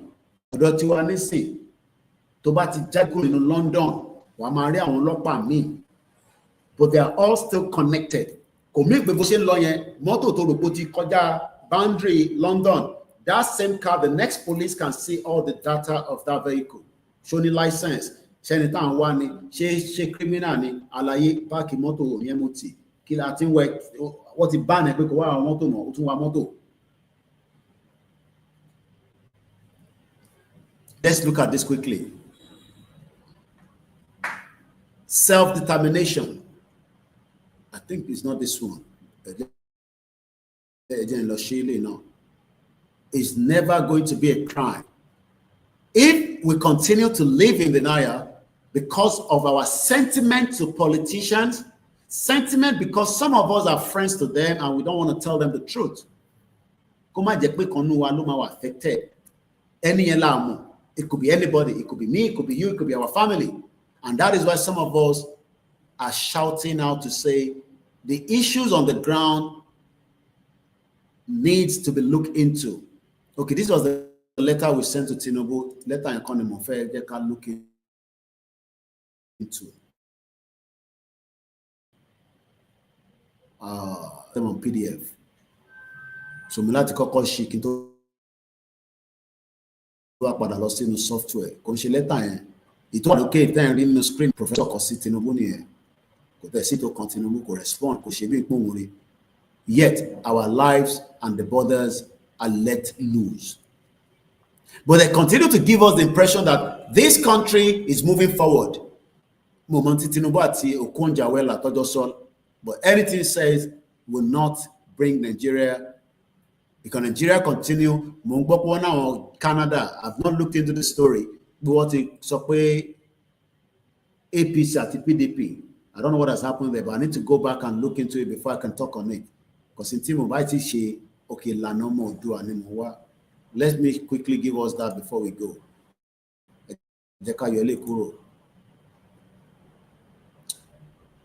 The normal thing that everybody should demand now is the union is toxic. This union only explode. Kò sí tó kan Gowon mọ́, kò sí tó kan Babangida mọ́, àwa tó kù yìí, àwa ló máa affect o. Even if you say you are not coming back to Nigeria, Koiki kò sí tó kan mi, I will be living abroad. But have you ever thought if one of your children decide to come home and get caught up in the mess? No election can give us the kind of peace and unity to give us a good border. Our borders are very porous. Nobody knows what goes in and what goes out of those borders. And that is the reason why we are saying again and again, this is not the time to mess around. This is the time to actually demand that this union must now come to the end of it. Let's go back and pick up that particular one quickly, because we're almost 2 hours and I believe it's a weekend. Some of you wants to go out to go and have party in the UK, and some of you also have to go back to work, while some of you also wants to do some other things, while I also want to do other things, because the week going forward from tomorrow is a very, very busy one, and I'm sure many of you want us to be fully ready for that. So, constitution of shit, now Britain latent constitution of 1954. The parliament constitution. All these things we didn't know before, but I do exposition to one missing. And I want to be very careful because I have a lot of other things on my PDF. You might call or sheet the wrong one. If I can't find it, I'll leave it tonight, and hopefully, all right, I can treat this one and then we let it go. This is says Nigeria needs now to dissolve. Eshegoni Baba OLAKUNLE she etin sumo Obeledumare abami shoyinde ohun kò sí ìrìn àjò tó kéré nínú Nigeria. Mo ń gbọ́ brother wa kan send VNC mi, wọ́n wá láti South Africa. He's currently at home. He had a motor accident. Nigeria. Títí ò dáa. But he's recouping back. Home, and he had an accident. It's taking a lot of things. All right, I think we should end it right now. Allah about me showing down so that I want to speak to my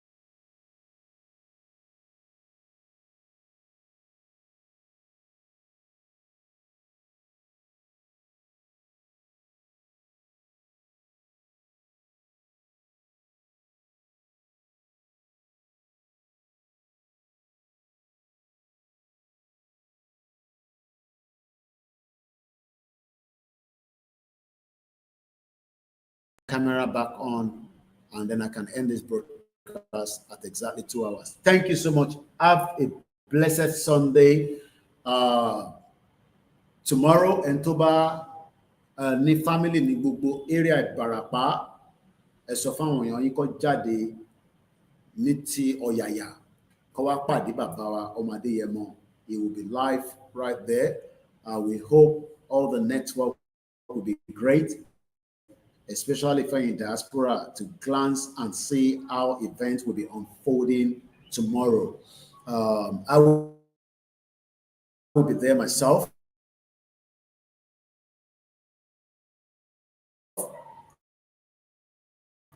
There's no reason for us to be worried. Our kings are aware that we are coming. All my teams that are traveling, since the Ekiti náà ṣì máa busy, and to Londo, but I want to be a Lateko. They are updating me. I'm looking at their location right now, and they're almost there. Ọlátúbọ̀ bá mi ṣọ́ wọn dọ̀hún. Èyí tó wà ní Ìbàràpá, gbogbo Ìbàràpá méjèèjì pátá, and I think Bishop, ẹ̀yin nígbà tá a bá fẹ́ parí program lẹ máa pè ẹ́ níbo lẹ wà látẹ̀ nǹkan. Nígbà tá a bá ti fẹ́ parí program lẹ máa sáré pè. Ọlọ́run ló ń tò ó yá ẹgbọ́n sókè. Mo fẹ́ sáré wẹ́rẹ́ short time, mo fẹ́ buttress nǹkan tẹ́ fi bẹ̀rẹ̀. Now, most of the time wípé àwọn èèyàn wa àdájá mọ yóò jẹ́ nǹkan tó máa ń disturb when somebody says Yoruba are lacking illiterate. Literacy has nothing to do with certificate. You are PhD holder, you are this. Exposure is part of education on its own. Exposure. We have a lot of our people, even though travel, some of them are less exposed. Now, somebody asking you, travel, for asking that question enough, supposed to, is irritating because you're supposed to know. Because you're very one time, Nigeria prove well.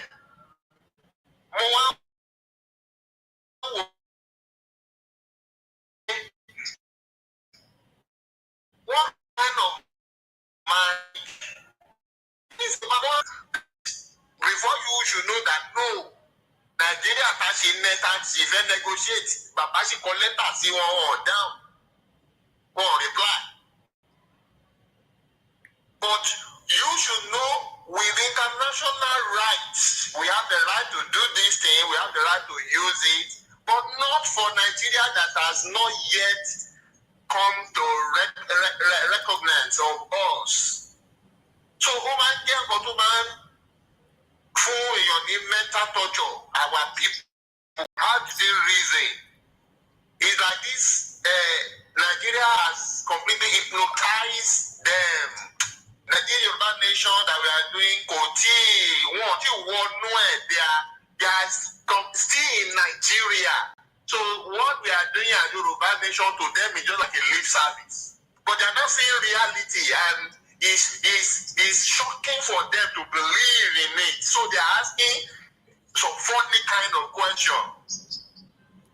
So these are dilemma of what. But for example, now look at Amotekun. When they want to establish Amotekun, I know Baba Akintoye was one of the people that spoke with the governors and all that. Àmọ́ tí Nàìjíríà gbé lórí Àmọ̀tẹ́kùn. Nígbà tí àwọn gómìnà wa go ahead wípé it is our land, we will secure our land. Àmọ́ ogun tó tún gbé wípé okay bẹ́ẹ̀ ṣe tó ń lọ yẹn ẹ má fún ọ ní weapon, ẹ má ṣe ẹ̀jọ́ kọ́kọ́ wọṣọ lásán ni. Our people have to use available laws. The right therefore àwọn security company. That is the right they give Àmọ̀tẹ́kùn. And wọ́n ní àwọn security company wọn ní láti lò bọ́ anything. Okay, the governors look at it and say, okay, can I, as a prominent person, apply for a gun to secure myself? One right, one yes. Then the governor said that I am applying for so number of guns now to protect me and my state.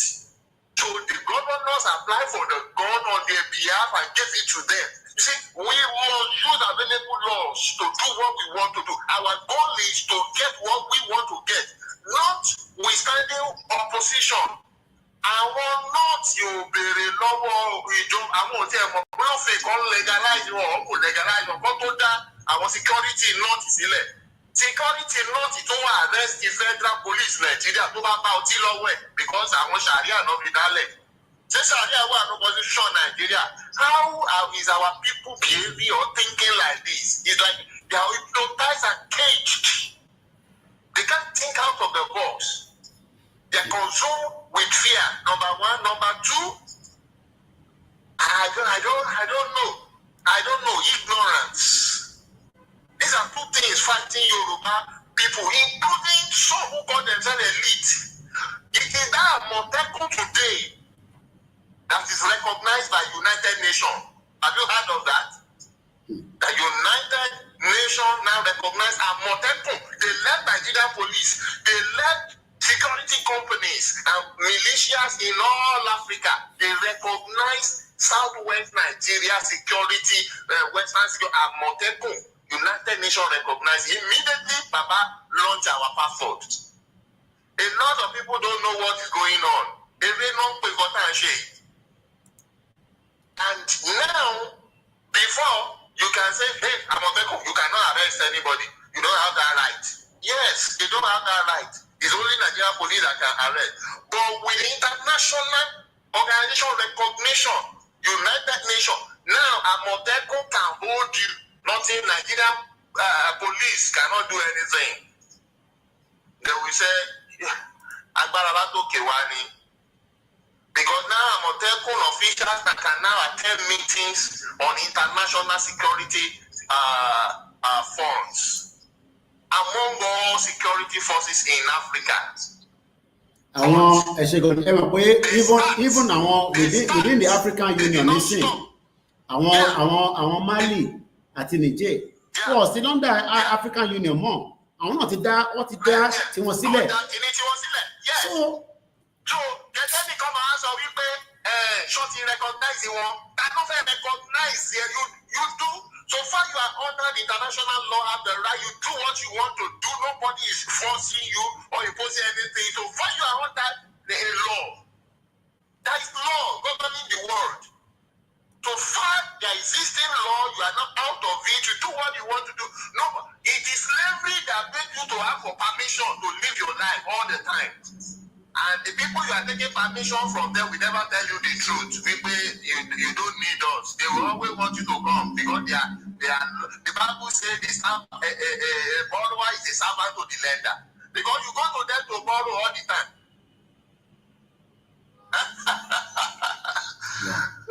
Koiki, so today look at the opposition against Amotekun when they want to start. Look at how they start very low and powerless. But with the determination of their existence, look at where they are today, far above the so-called people that are holding them down, that say they cannot exist. So when a Yoruba nation will come out very soon, and Nigeria, we have to carry the bag and baggages and leave our territory because authority will come from above. That's what I want to say. It doesn't matter what people say. That document, that diplomatic passport or the standard identification that you are now asking, should it be a Losiba, should it be a Losawo? At that time, to buy a wàá mọ̀ pé àwọn ìlú ohun kan tó máa gbé ẹ wọlé nìyẹn. Thank you very much. Well, as Bishop says, I quickly went back to the record of Amotekun. Amotekun, or the Western Nigerian Security Network, is a regional security outfit in southwestern Nigeria, launched in January 2020 to combat crimes like kidnappings and armed robberies and address farmer-herdsman conflict. Code name Amotekun means leopard or cheetah in Yoruba language, a name chosen for the security force. The network operates in all 6 states of the region, working to complement the Nigerian police in maintaining internal security. Well, ti gbọ́ tí Bishop ti bá wa ṣe ìṣẹ̀lẹ̀ lórí nípa Àmọ̀tẹ́kùn. Ẹ ṣé gan ni o, Bishop. Once again, as we end this broadcast, I say thank you to each and every one that have joined from Triple DRS ní gbogbo Nottingham. Ọlọ́run ti bá mi fọwọ́ wọn sókè. Bí a big house kan ni wọ́n ti wà ní Nottingham. Mo kí bàbá wa Adéyẹmí ní gbogbo ìlú ilẹ̀ Yorùbá. Mo kí ìyá wa Morílẹ̀ nǹkan ìyá wa Agoso Felicia. Mo kí grandma. Thank you once again to every one of you on the TikTok as well. On the Twitter space Plan B, I cite you. Lágbára Elédùmarè. If all goes as well planned, the network not glitch and everything, we will be live from Ibarapa tomorrow, God willing. So my next broadcast might be from Ibarapa. Láṣà tó láyé tó lọ́run. Mo kí gbogbo àwọn tí wọ́n retí wa pé láyọ̀ la máa dé bá yín o, láyọ̀ lẹ́yìn náà máa gbà wá ní àlejò. Ẹ má bẹ̀rù, ẹ má fòyà. Ọlọ́run ti pànà mọ́ fún wa. Ẹ máa bẹ Ọlọ́run ní gbogbo ibi tí ẹ bá lè bẹ̀ sí.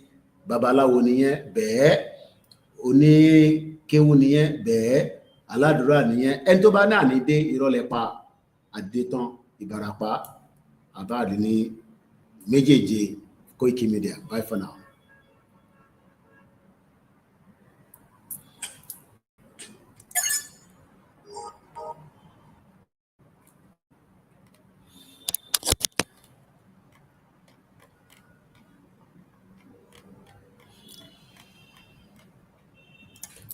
Bye for now.